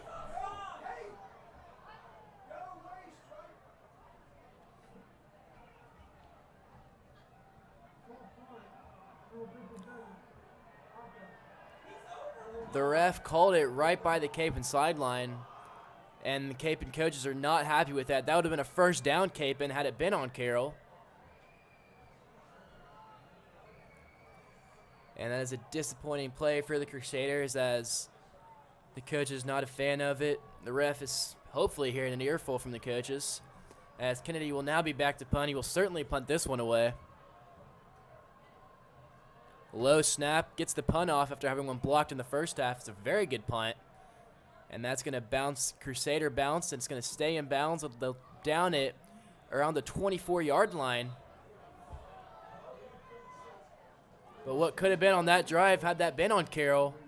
Kapaun now has 1st and 10 from the Carroll 45. But instead, now Carroll has the ball at their own 24. 9:12 remaining in the second half, or in the third quarter, excuse me.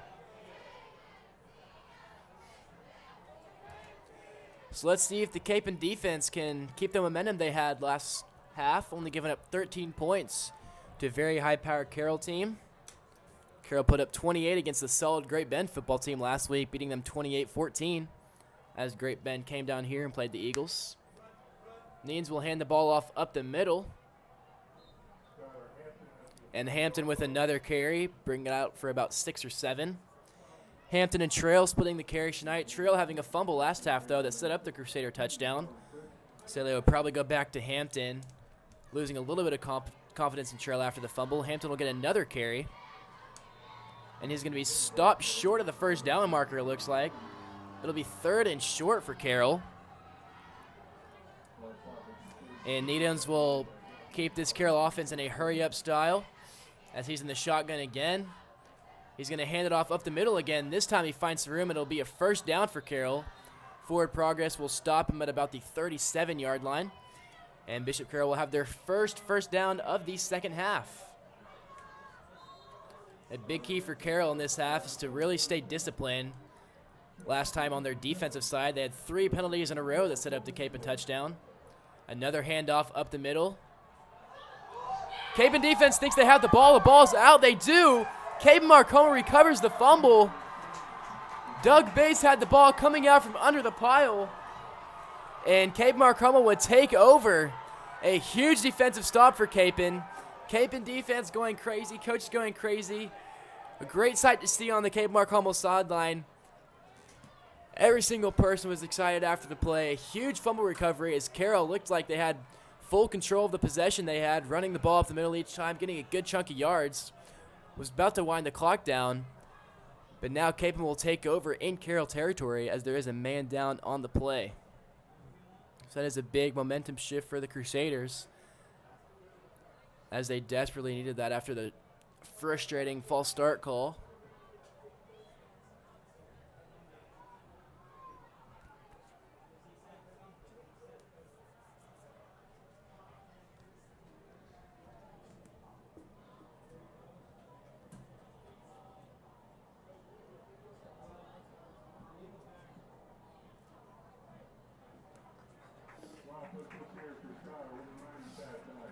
And he's going to be helped off the field. Hopefully he is okay. And the Crusader offense will try to keep this momentum going that the defense gave them. They'll have 1st and 10 from the Carroll 38. As potentially, if Kapaun scores a touchdown here, and Schmitz makes his first PAT of the season, we could have a tie game on our hands. A lot has to happen before then, though.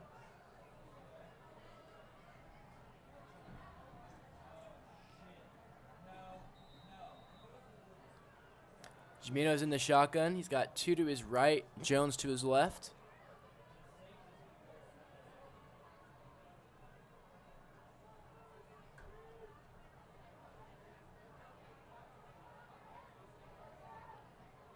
Jimino's going to take the snap. He's looking right, but he is blitzed right away. And he is brought down well back in the backfield at like the 48. So it'll be about 2nd and 20 now. Jimino had no chance to get the ball off, as he was swarmed right away by a bunch of green jerseys.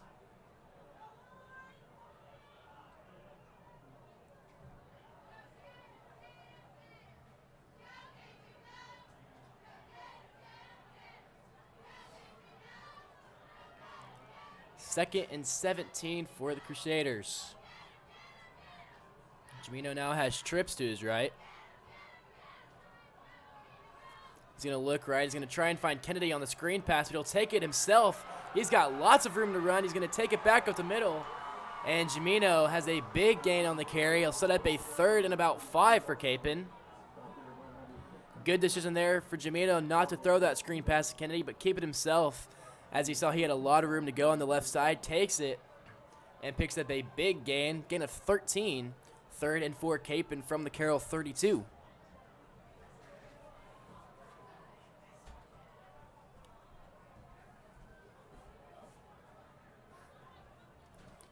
Jimino's back in the shotgun.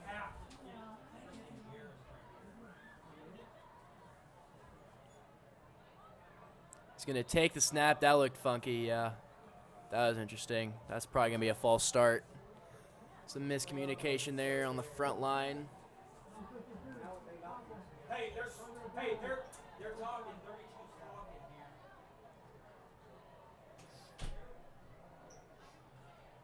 And so the Crusaders will be moved back. It'll now be a 3rd and 9, as that is crucial penalty that the Crusaders just committed, as they had a 3rd and 4 after a big play with a good possibility to convert. Now they have to face a 3rd and 9, and this will be a tougher play to convert here. 5 yards further back. A little lost momentum there, as I'm sure they're frustrated with the penalty. Jimino will be in the shotgun. Carroll defensive line's been moving all game before the snap. He's going to take the snap. He thinks he's got Curtis down the field and is overthrown just a tad. As Curtis was wide open, Jamino just let him a bit too much, or else that would have been a touchdown Crusaders. But instead, it'll now be 4th and 9. However, this is 4-down territory for the Crusaders if they choose to act on it.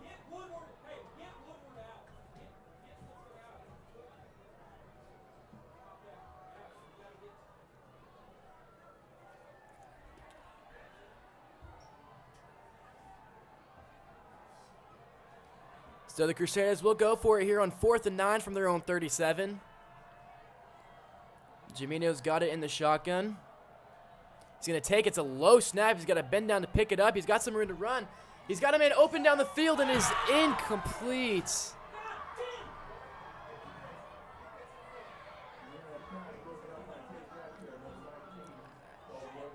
As Tiger Jones was open down the field, it looked to be deflected just a bit, and Jones saw it fall through his hands and into the ground, and a look of frustration came upon his face as Jamino threw a great pass, fit it right in between two Carroll defenders.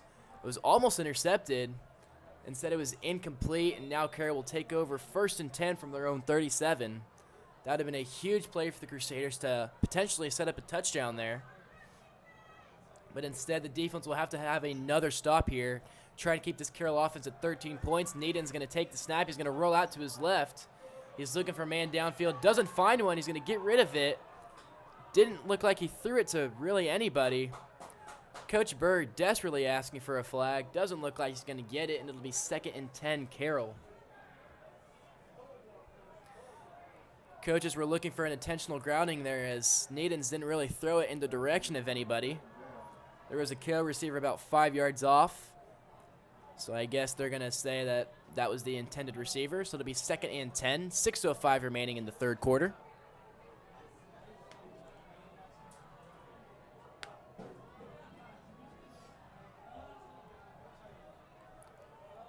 So Needles will be in the shotgun again. 2 receivers on both sides. He's going to keep it himself. He's going to go to the left. He's got some room to run. He's going to be in pursuit, and he's going to be brought down at the 35. That's going to be a loss of 1, as Needham's ran a long way just to pick up negative yards. Kennedy with good pursuit there, read it perfectly, and didn't let Needham's out of his reach as he shoved him out of bounds. And now Carroll will face a 3rd and 11. Other than their last drive of the half, which Kapaun defense has not been great on. They gave up one like that to Andover, which ended in a field goal.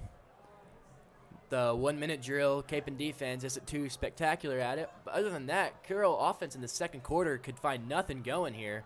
And it's looking to be the same here in the third. Needhams has all the time in the world. He's going to find his man. Finally, it's Bollinger. Makes a man miss, and he's going to bring it to about the 45. And just as we thought, the Kapaun defense would come up with another big stop. A huge play for the Golden Eagles as they pick up another 1st down here. It'll be 1st and 10 from the 45.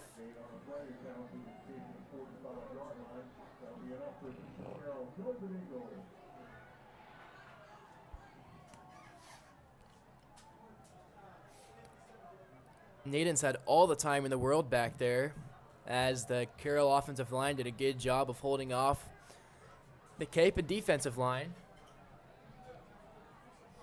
And Needham's will be in the shotgun again. He's going to hand it off up the middle. He's going to try and break it out to the right. It looks like it's trail, but he's going to be brought down. And Bates with another tackle there. That'll bring up 2nd and 8 for Carroll. Needham's has done a great job tonight, sitting back in the pocket, delivering strikes over the middle. That's his 3rd one to Bollinger, where he's just zipped it across the field. They've picked up again about 20 or 25. Needham's doing a good job of quarterbacking the Eagles this year. Playing well so far tonight. He's playing well off of scrambles, too. Feels comfortable in and out of the pocket, which is a huge and big characteristic for a quarterback. This time he's going to hand it off up the middle, and he's going to be tripped up once again for another gain of about 2. Trail again on the carry. Burr with another tackle for the Crusaders coming in from the safety spot. And now it'll come down to about 4:10 remaining in this third quarter. Carroll still leads at 13-6. They are driving here, but it's a 3rd and 4. Kapaun defense looking for a big stop here. Needhams will drop back. It's almost intercepted by Chapman as he jumped the route perfectly, but couldn't come up with it. But it'll now be 4th down as Needhams had a misfire, couldn't find his man there.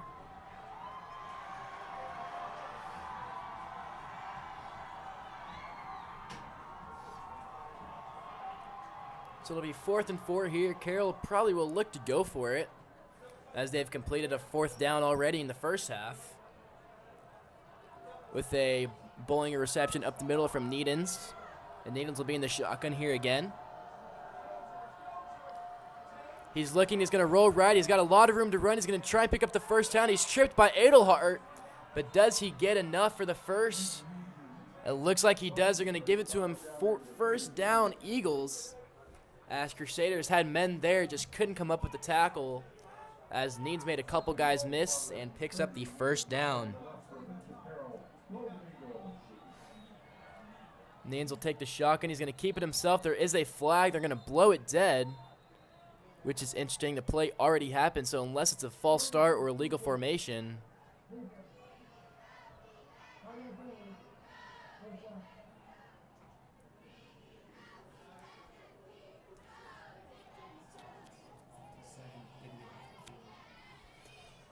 so the Crusaders had 12 men on the field there. That's why they blew it dead. So now Carroll will have 1st and 5 from the Kapaun 25. 3:30 left to go in the third quarter.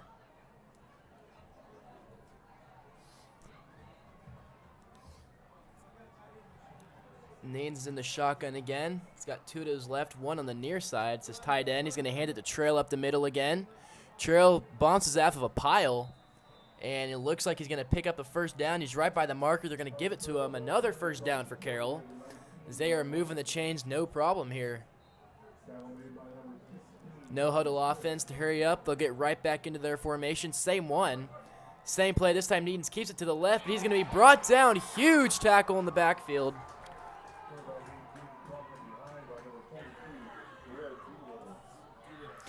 Will Doolittle, the sophomore, with a big tackle there. Stay at home. That's huge for that defensive end on those read options. You have to stay home because if you cut up the middle and try to make the tackle on the running back, quarterback keeps it and he's got plenty of room to run. However, if you stay home, you wait for it to happen, you're probably not making the tackle on the running back anyway if you pursue him. This time you stay home, you keep the quarterback in check. This time Doolittle did. Got it from a loss of 3. Needham's in the shotgun set. There's another read option. He stays home. This time he hands it off, and he's going to be tackled right away. Picks up a couple yards. It'll be 3rd and long. I'm quite knowledgeable about the read option. When I create a player on Madden, I'm always a quarterback, so I always have to practice that. Not too great at the read option, but I've gotten better over the years. You always watch that D end as a quarterback. If the D end bites, you keep it yourself. If he stays home, you hand it off. As Needhams has done a good job tonight. Hasn't really made a lot of bad reads. Jamino's good at that, too, on our side of the field. Him and Shanka, sometimes him and Kennedy. Kennedy was also good at that. They work on that a lot at practice. That's a big thing they do in warm-ups, making sure the handoffs are clean on the read option. Needhams rolls out right. He's got a man, but it's going to be a 1st down. Chapman decked him out of bounds. He's going to be just short. Big hit from Chapman there as he blew him up out of bounds. And it'll be 4th and 2 or 3 probably.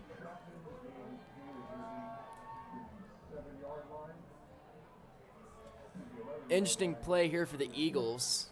Wouldn't be surprised if they took a timeout to discuss it. They are going to bring out the field goal unit. I think that's the right move if you're Carroll. You need to put points on the board. If you have confidence in your defense, not to give up another touchdown, you make it a 2-possession game and you feel confident going into the 4th quarter here. 1:41 left to go in the 3rd. The kick is up, and the kick is just good. Kind of an ugly kick, but it goes through the uprights, and Bishop Carroll takes a 16-6 lead.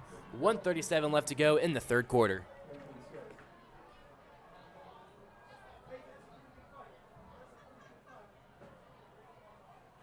For all your automotive cleaning supplies, call Mark at First Impressions at 619-7444. Does your vehicle ever smell like you've just been in an Uber? Call First Impressions for ways to keep your vehicle smelling great. That's Mark at First Impressions at 619-7444.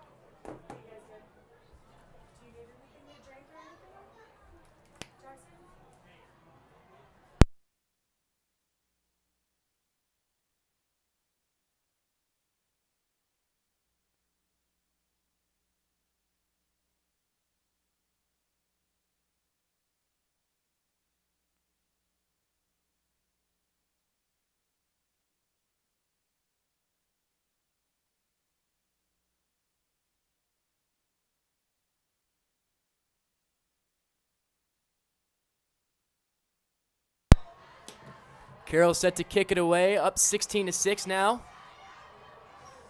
And this time it will be taken at about the 10-yard line.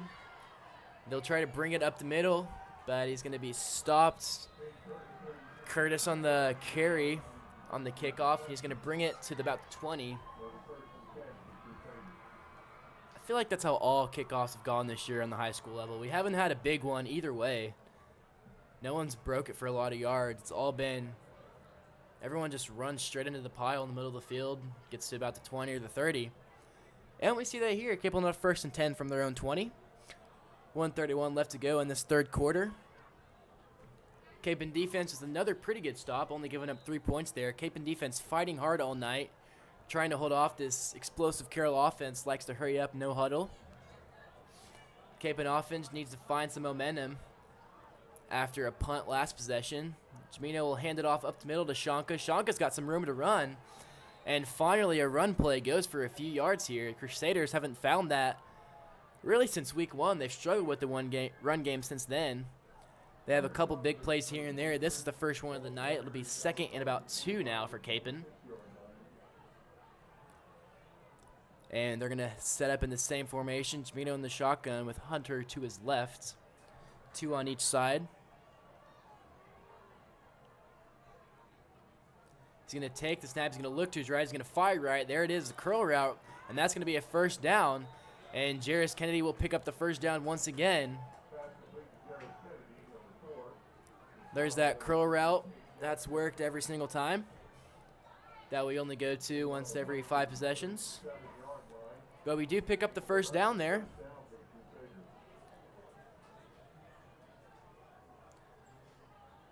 Ball will be at their own 37. Same formation once again.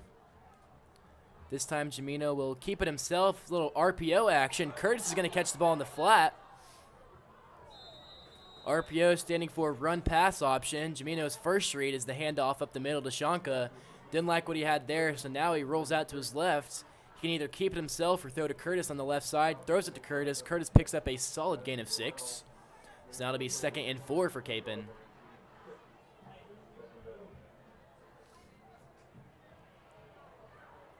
Jones is talking to the coaches on the sidelines, not sure what about. They're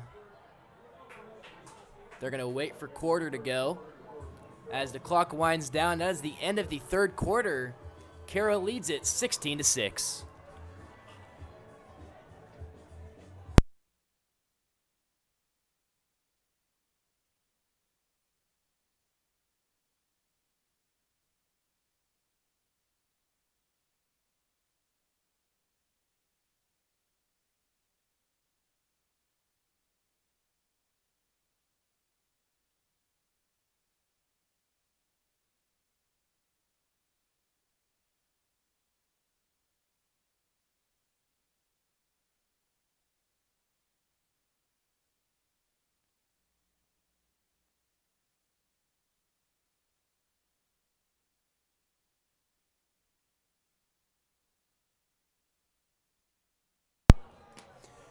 We are back here in the fourth quarter. Jackson Bezjak, your voice, the Crusaders on the call. 16-6, Carroll leads it. Kapaun has a 2nd and 4 from their own 43 to start off the fourth.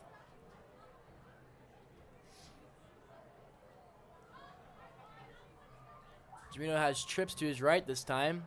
He's going to hand the ball to Shanka up the middle. Shanka is not going to go very far. Gets it back to the line of scrimmage. So it'll be a 3rd and 4 now for Kapaun. as they desperately want a first down here, keep this drive alive, and try and keep the Carroll offense off the field, give their defense a break. Kapaun defense. Now a big 3rd and 4 here for both sides. Carroll gets the stop. They have a lot of confidence they can go down the field and put some more points on the board. Kapaun needs to keep this within a 10-point game to have striking distance later down in the 4th quarter. Jimeno will be in the shotgun again. He's going to take the snap. He's going to drop back, looks left. He's got a man left, but it is incomplete. And that'll bring up a 4th down for Kapaun.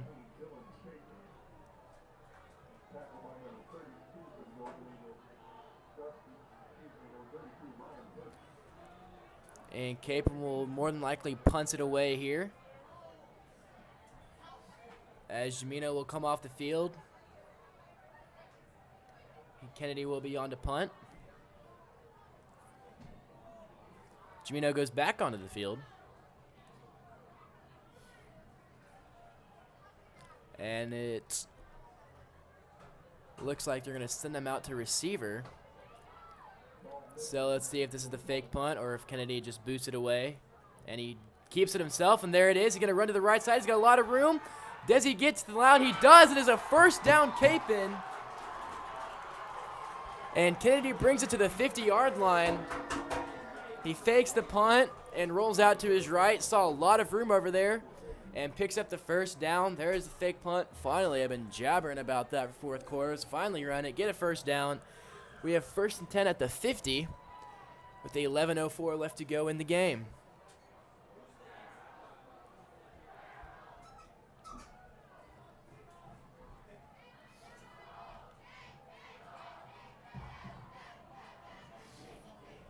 Jimeno back in the shotgun.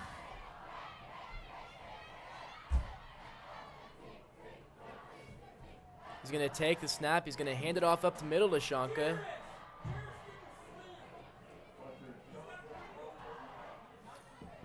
Shanka gets a yard on that play.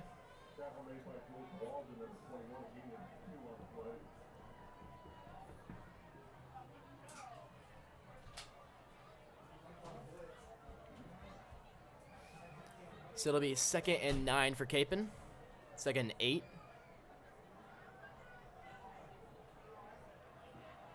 There's a lot of confusion with the Kapaun receivers here as they finally get set up in their trips left formation.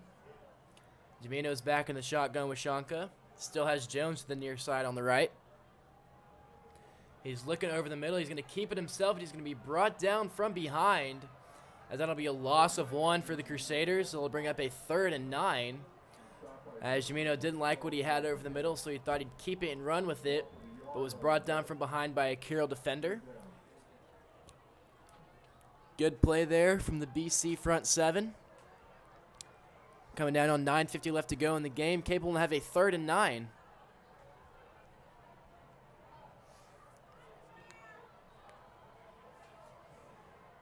They will run out the same formation they just ran out. Probably be a curl slant or a fade to Jones on the right side. There's the slant, and that's going to be completed. Will it be enough for a first down? He's trying to get it. He gets it finally. Even breaks some more up the field. Cale Curtis with a reception and a great run afterwards.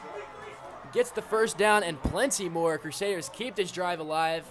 Offense finally found that spark we were looking for all season. We are down to the Carroll 32-yard line, looking to strike once again. Slant over the middle. Carroll cannot stop it. And Curtis picked up a lot of receiving yards on the night with it so far, as he picks up plenty of yards after the reception. Now they're going to have 2 on each side this time.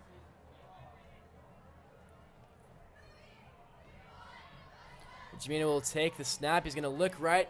He's got Jones right side. Jones is open. He tries to keep his feet down and come down with it, but cannot do so as it goes off of his fingertips down around the goal line. It'll bring up 2nd and 10. An aggressive play call there on 1st and 10 for the Crusaders. They felt might as well take a shot to the end zone. Almost had it, but Jimeno threw it just out of bounds a bit much. Jones just off of his fingertips, couldn't quite drag his feet. They will run out the same formation this time.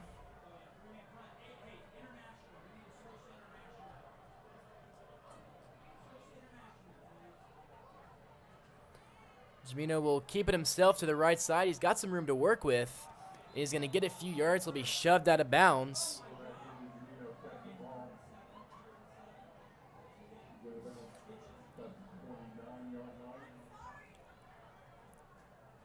And Kapaun will look like have a 3rd and 7 coming up. 9:15 left to go in the game. This has been a solid Kapaun drive so far, chewing a lot of clock, which isn't exactly what you want down 10, but also gaining a lot of field position with it. They're down to the 29-yard line of Carroll. But it seems that things just finally be clicking finally. It's been waiting all year. Jamino's connecting with receivers. Curtis and Kennedy have played very well tonight. Jamino's going to roll out to the left. He's going to try and find somebody. He's going to throw it back over the middle. A dangerous pass, but it's completed. Will it be enough for a 1st down?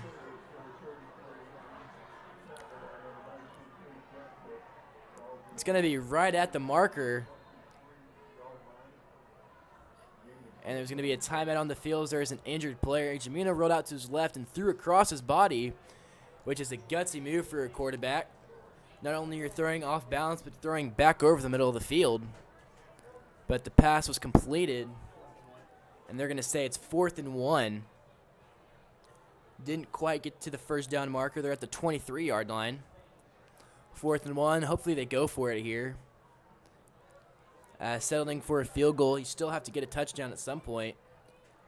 Might as well try and go for it here. It's only 1 yard.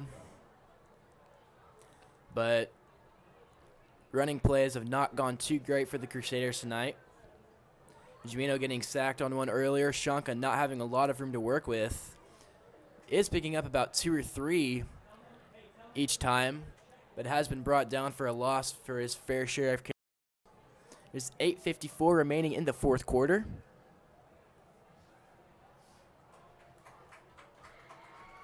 So he's going to walk it off and be helped off the sideline. That's Logan Spacek will be helped off the field. Another offensive lineman injury is Johnny Jabara is already shaken up, has been out this possession.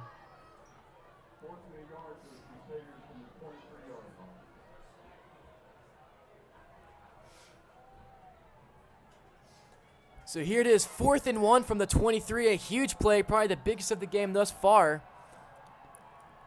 And Jamino's going to take a snap. He's going to take it himself right up to Jamino. He's going to try and plow forward. He's got it. 1st down, Crusaders. As Jamino designed to run up the middle. I'm glad that's the play he went with instead of a handoff up the middle. Jamino takes it himself. He's got an extra blocker and Shanka as he charges up the middle. And Jamino dives through the pile to the 21-yard line. 1st and 10, Kapaun. They keep the drive alive and going.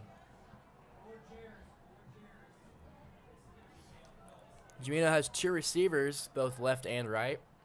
Shanka's to his left. He'll take the snap. He's going to throw a screen pass to Jarris right away. Jarris makes a spin move, makes the man miss, and get a couple yards instead of -2 yards. He's going to get a few yards.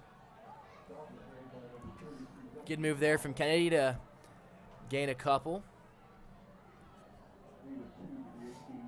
So now it'll be 2nd and 8 at the 18.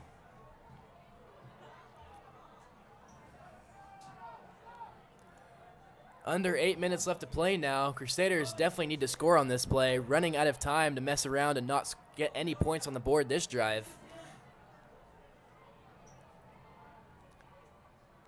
Jamino's going to be in the shotgun. He's got Jones and Kennedy to the near side right. He's looking for Kennedy up the middle. He's got it. And Kennedy is close, almost gets into the end zone. And he's down around the 2-yard line. Jamino threw a perfect ball right over the outstretched arms of the Carroll linebacker. And Kennedy caught it in stride. He's shaken up on the play. He's going to hobble off the field. But a good reception and almost score from Jarris.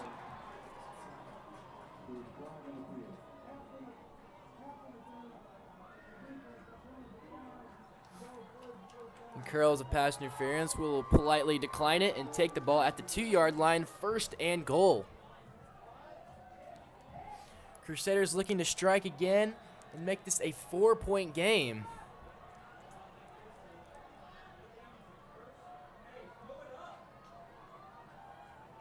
Jamino has 2 receivers on both sides. He's going to take it himself up the middle. Does he plow through? Does he get it? No, stops right at around the line of scrimmage at the 1, it looks like. So it'll be 2nd and goal.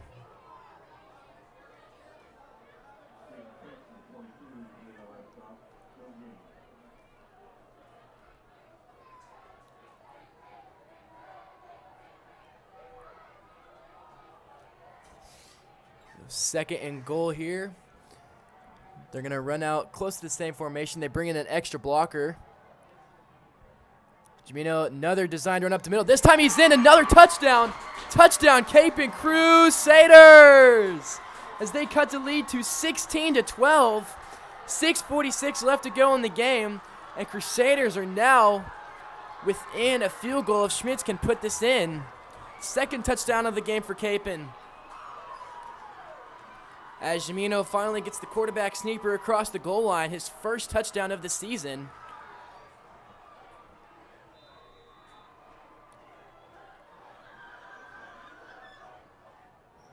Schmitz hasn't kicked a ball through the uprights yet all season. Does it well at practices and warm-ups. Let's see if he can finally convert on his first PAT. The kick is up, and it is good. Schmitz finally knocks one in, and the Crusaders are now within 3 of Bishop Carroll. Carroll leads it 16-13, 6:46 remaining to go in the game.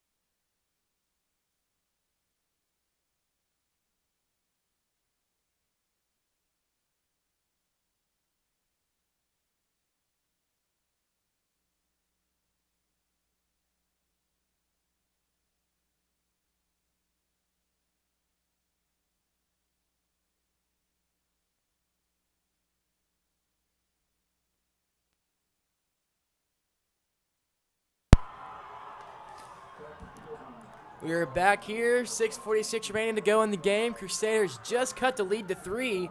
It is 16-13 Carroll. This is Jackson Besdick here on the call tonight.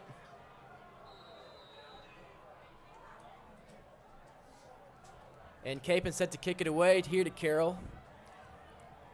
If you're a Carroll coach or player, your goal here is you got to choose some clock and try and keep the Kapaun offense off the field, because suddenly the Kapaun offense puts points on the board. As a short kick, it'll be fielded around the 20 and brought out to about the 35. Yes, yet another kick returner runs straight into the middle of a pile. And Carroll will have it 1st and 10 from their own 35-yard line.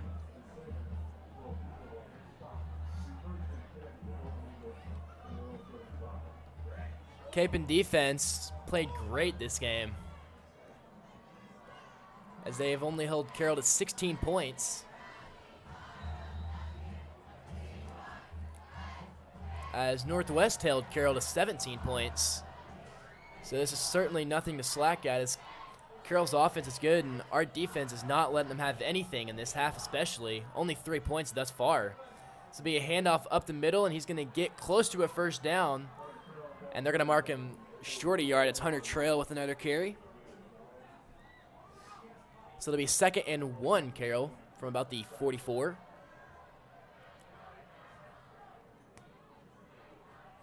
Nadens will hand it off again up the middle. This time they'll go for a few yards, and they'll take it to about the 47. 1st down, Carroll. And not a great start to this defensive drive for Kapaun, as Carroll is running the clock down and picking up a bunch of yards. Nadens will hurry him up. He'll hand it off the middle once again. He's going to jump for a yard, but he'll only get 1.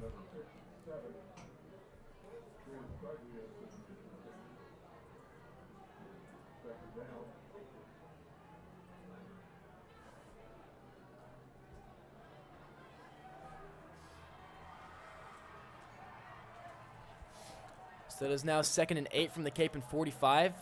Carroll if they want to chew some clock, they probably start doing this no huddle. That time they finally take some time, and there is lots of flags everywhere.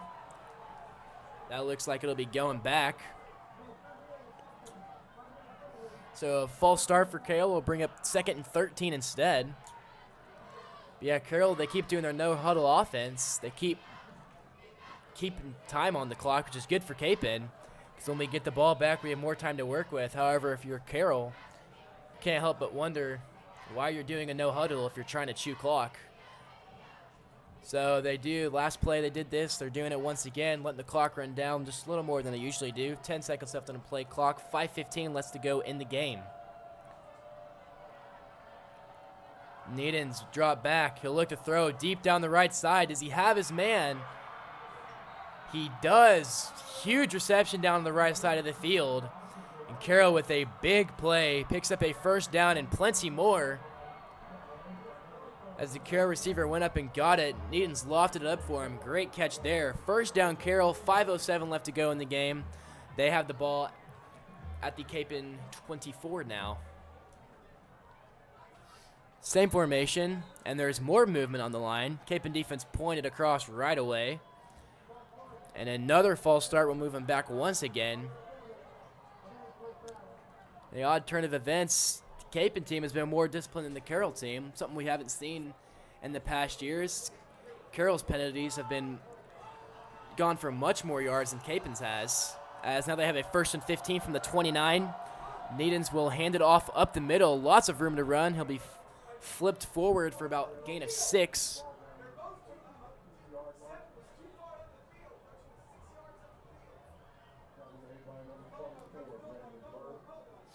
And Carroll will continue the no huddle. 4:50 left to go in the game. Needens, handoff up the middle. And Trail will push it forward for a few more yards. It'll be 3rd and 4. Big play here for the Kapaun defense.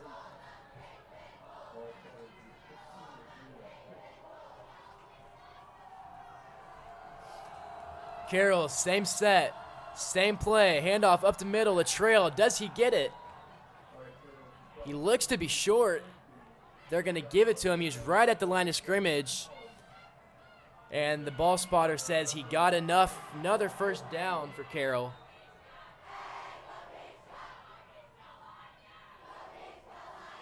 First and 10, Carroll from the 13. Coming down on 4:10 left to go in this game.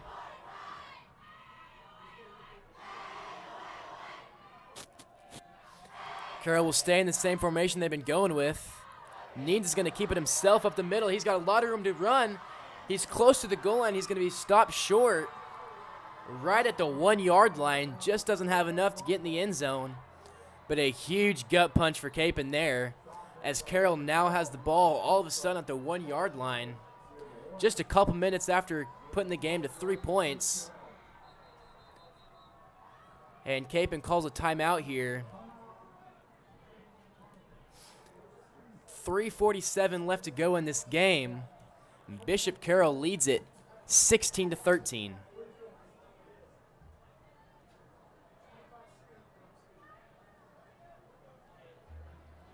For all your automotive cleaning supplies, call Mark at First Impressions at 619-7444. Does your vehicle ever smell like you've just been in an Uber? Call First Impressions for ways to keep your vehicle smelling great. That's Mark at First Impressions at 619-7444.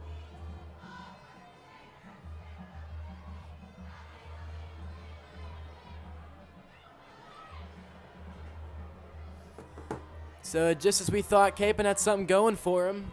After a huge touchdown drive that brought the lead to 3 for Carroll, Carroll drives the ball right back down the field, killing about 3 minutes of play time. And they now have the ball at the 1-yard line. 1st and goal, ready to punch it in with 3:50 left to go in this game. Hunter Trail has picked up a lot of rushing yards on this drive already. I wouldn't be surprised if this is a trail run up the middle. Needens is going to sneak it in himself, though. That's the first time he's been under center tonight. And let's see what they rule. No call has been ruled yet. There it is, a touchdown for Carroll. Aiden Needens with a quarterback sneak up the middle Should have seen that coming. He's been in the shotgun all night. First time he's not in the shotgun. He's right under center, right by the goal line, and punches it straight in for a touchdown. That extends the lead to 9. This extra point would put it up to 10.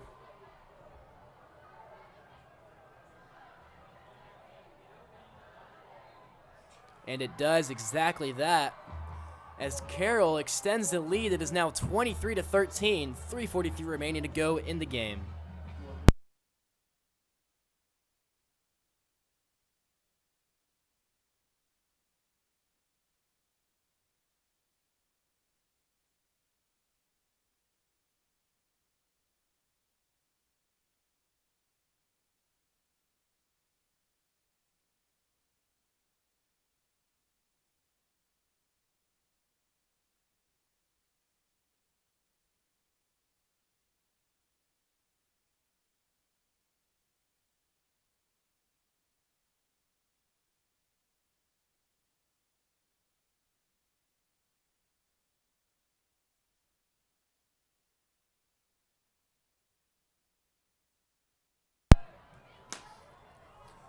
We're back here. Carroll set to kick it away. 3:43 left to go. They have a 10-point lead. And a play filled with a bunch of run plays and a big pass play down the right sideline. Carroll drives the ball down the field, no problem whatsoever, and puts another touchdown up on the board. Kennedy's going to take it. He's going to bring it out from the 5. He's going to try and make some moves up the middle, but he's going to be brought down. And they're going to mark him near the 25-yard line. So Cape in offense needing to keep that momentum they just had last possession. They need to continue it into this drive. They have 1st and 10 from their own 24 is where they'll start it off. 3:36 left to go. Plenty of time, but they got to go quick this drive since they're down 2 possessions. They need 2 scores. So they need a score here and an onside kick. They only have 1 timeout left, having used the others for formation issues, which Coach Edelhart did not like. It's a killer as a coach to use a timeout when you don't want to use it. Sometimes you have to, though. Jamino's going to be under center here. He's going to take the snap and pitch it left. It's going to be an end around. Kennedy's looking to throw it. He's going to launch it. Jones is wide open down the field. Jones catches it, and he's going to be brought down at the 34-yard line. What a play. Huge play for the Crusaders. As Jamino had an end around to Shanka. Shanka flipped it to Kennedy. Kennedy ran around to the right side. Looked like he was going to run with it. Had a lot of room to run, but Jones was wide open. Kennedy launched it down the field. Jones fell under it. Fell down to the 34-yard line. Crusaders now have 1st and 10 in Bishop Carroll territory. Jamino's looking left now. He's going to fire it deep down the left sideline, and it's going to be knocked away. And Crusaders doing exactly what I hoped they would do, going fast, going for big plays right away, trying to get this touchdown, trying to get some points on the board while they still have plenty of time. 3:08 left to go in the game.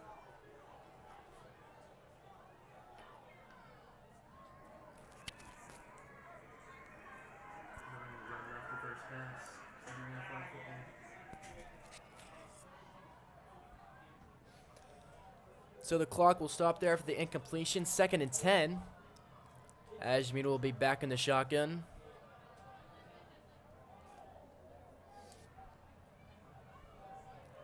Jamino looks left, now looks right, now looks back to left. He's got tons of room to run to the left, but he's got it made wide open over the middle. It's going to be caught, and it will be brought across the line for a 1st down. Curtis once again.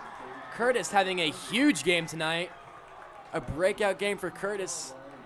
Close to 10 receptions, a ton of receiving yards, and he's been the security blanket for Jamino as he's been open over the middle, quite possibly every pass play they've had. 2:40 left to go in the game. Jamino's looking over to the corner. It's Curtis again, and it's going to be just overthrown as Curtis ran a double move. He went in and broke back out and was open because Carroll bit on that in route. That's been working so well all game. Jamino overthrew him just a bit, a tough pass. That'll bring the clock down to 2:43 left to go in this game. Cable will have a 2nd and 10 at the 16.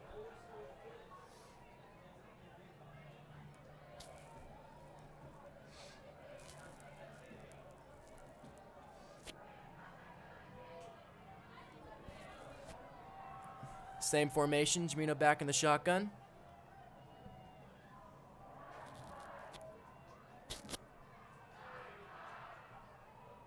Jimeno takes a snap, looks right away. Now he's forced to go left.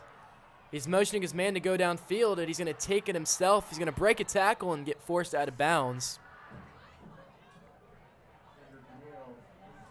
He wanted this far side receiver to break down the field and try and loft it up for him, but it just wasn't there in time. He ran out of room, and he is shoved out of bounds. So now it'll be 2:35 left to go in the game. Kapaun faces a 3rd and 11. As regardless of how this play goes, this is a possession where you have to put points on the board or it's probably over, as the Carroll offense has finally found their stride running the ball. Jimeno looks right away.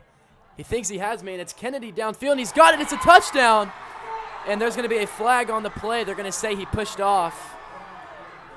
And he looked like he probably did. He's got his right hand on the Carroll defender's shoulder just as he went up to make the grab. A terrific catch by Kennedy and a great route. Jimeno threw it up for him perfectly, but Kennedy's right arm just got into the way as he pushed off just a bit, and that'll be pass interference on him. That's a tough break because it wasn't an obvious call, as Jarris didn't exactly shove him. He just kind of used him as leverage to get up in the air, but the ref was right in front of him, saw it all the way, and there is a flag. It is now 3rd and 28 for Kapaun. Absolute gut puncher there, as now they're out of field goal range too. 2:30 left to go in the game. They still trail the Eagles by 10.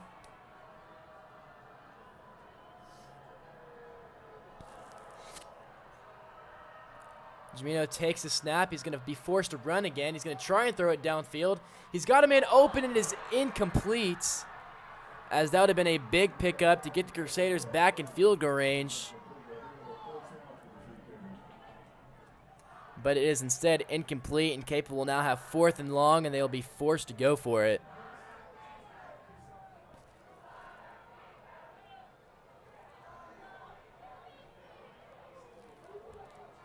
.224 left to go in the game. Kapaun faces a 4th and 28. They're forced to go for it, which could possibly be the last offensive play of the game for them, as they only have 1 timeout remaining.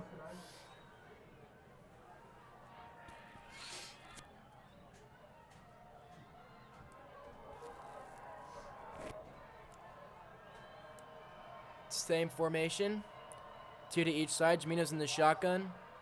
He's going to look to his right. Now he's looking left. He's rushing the backfield. He's trying to escape it, but he's going to be brought down. The ball comes out, but it doesn't matter, as Braxton Powers falls on it. But it is too little too late, as that is a turnover on downs. Carroll defense coming up with a huge stop after the pass interference call against Jarris Kennedy, which would have been a touchdown had it not been for the penalty flag. And that forced Kapaun back so far out of field goal range that they had to go for it on 4th down. And now it is first and 10 Carroll from their own 38 as they lead by 10 with 2:15 left to go in the game. Kapaun only has 1 timeout.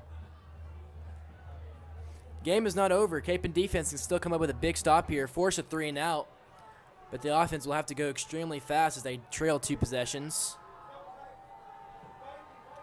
As Needles will bring his team back onto the field. He's going to hand it off up the middle. Lots of room to run for Trail, but he's going to be tripped up. Crusaders will not use their last timeout just yet. There's 2 minutes left to go in the game. That's actually smart. Carroll's been running a hurry-up offense all game. But now as the game nears an end, they will take some time to chew the clock.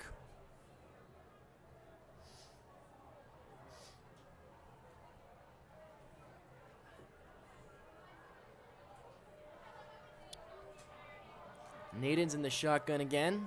Will probably hand it off to Trail again. He does. And Trail's going to try and muster his way forward. He's going to be stopped just short of the 1st down marker. It'll be 3rd and 1. And it does not look like Kapaun's going to use their timeouts. They're going to let the clock run down. This will more than likely be the end of the game, as it's coming down on a minute left to go. Clock's running. And if Carroll gets this 1st down here, it will be over. A tough loss here for Kapaun as their record now goes to 1-5. But a tremendous game played on both sides of the ball. Kapaun defense only giving up 23 points to a pretty solid Carroll offense that they struggle with in the pass. And the Kapaun offense finally found their spark, their little niche that they've been looking for. Found some plays that we know work every time, as Trail's going to be stopped just short of the marker.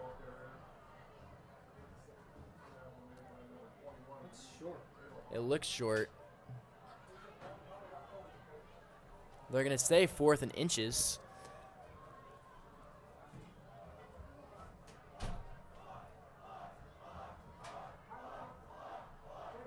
As now Kapaun will use their last timeout.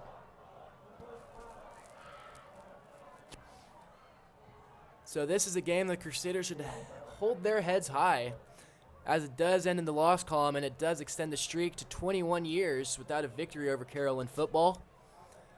It was one of the better played games, better than last year's game. Carroll defeated us 28-14, as last year could have been the year as we had one of our better teams in a while.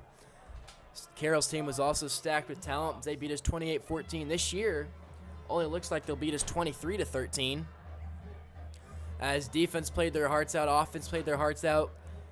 Had they not called pass interference on Jarris at the end of the game, we could have had a 23-20 situation with some time left and an onside kick possibility. But the flag was thrown. Nothing you can do about that at the high school level.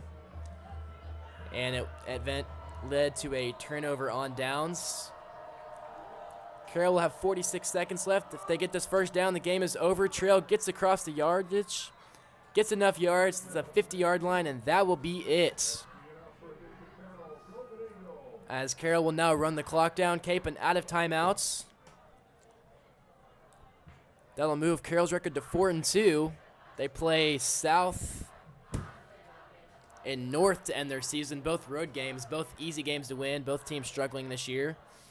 And Carroll will no doubt handle both of those teams and will probably end up at 6-2. Crusaders next week play St. James, a very good St. James team, better team than they were last year when we beat them, and end the year with a game against Heights. 2 winnable games, especially for this new and improved Crusader team that's been playing better every single game. Looking forward to these last 2 games. Hopefully we can get back in the win column heading into the playoffs. Clock runs out. Bishop Carroll Golden Eagles defeat the Kapaun Crusaders 23-13. This is Jackson Bezdek signing off.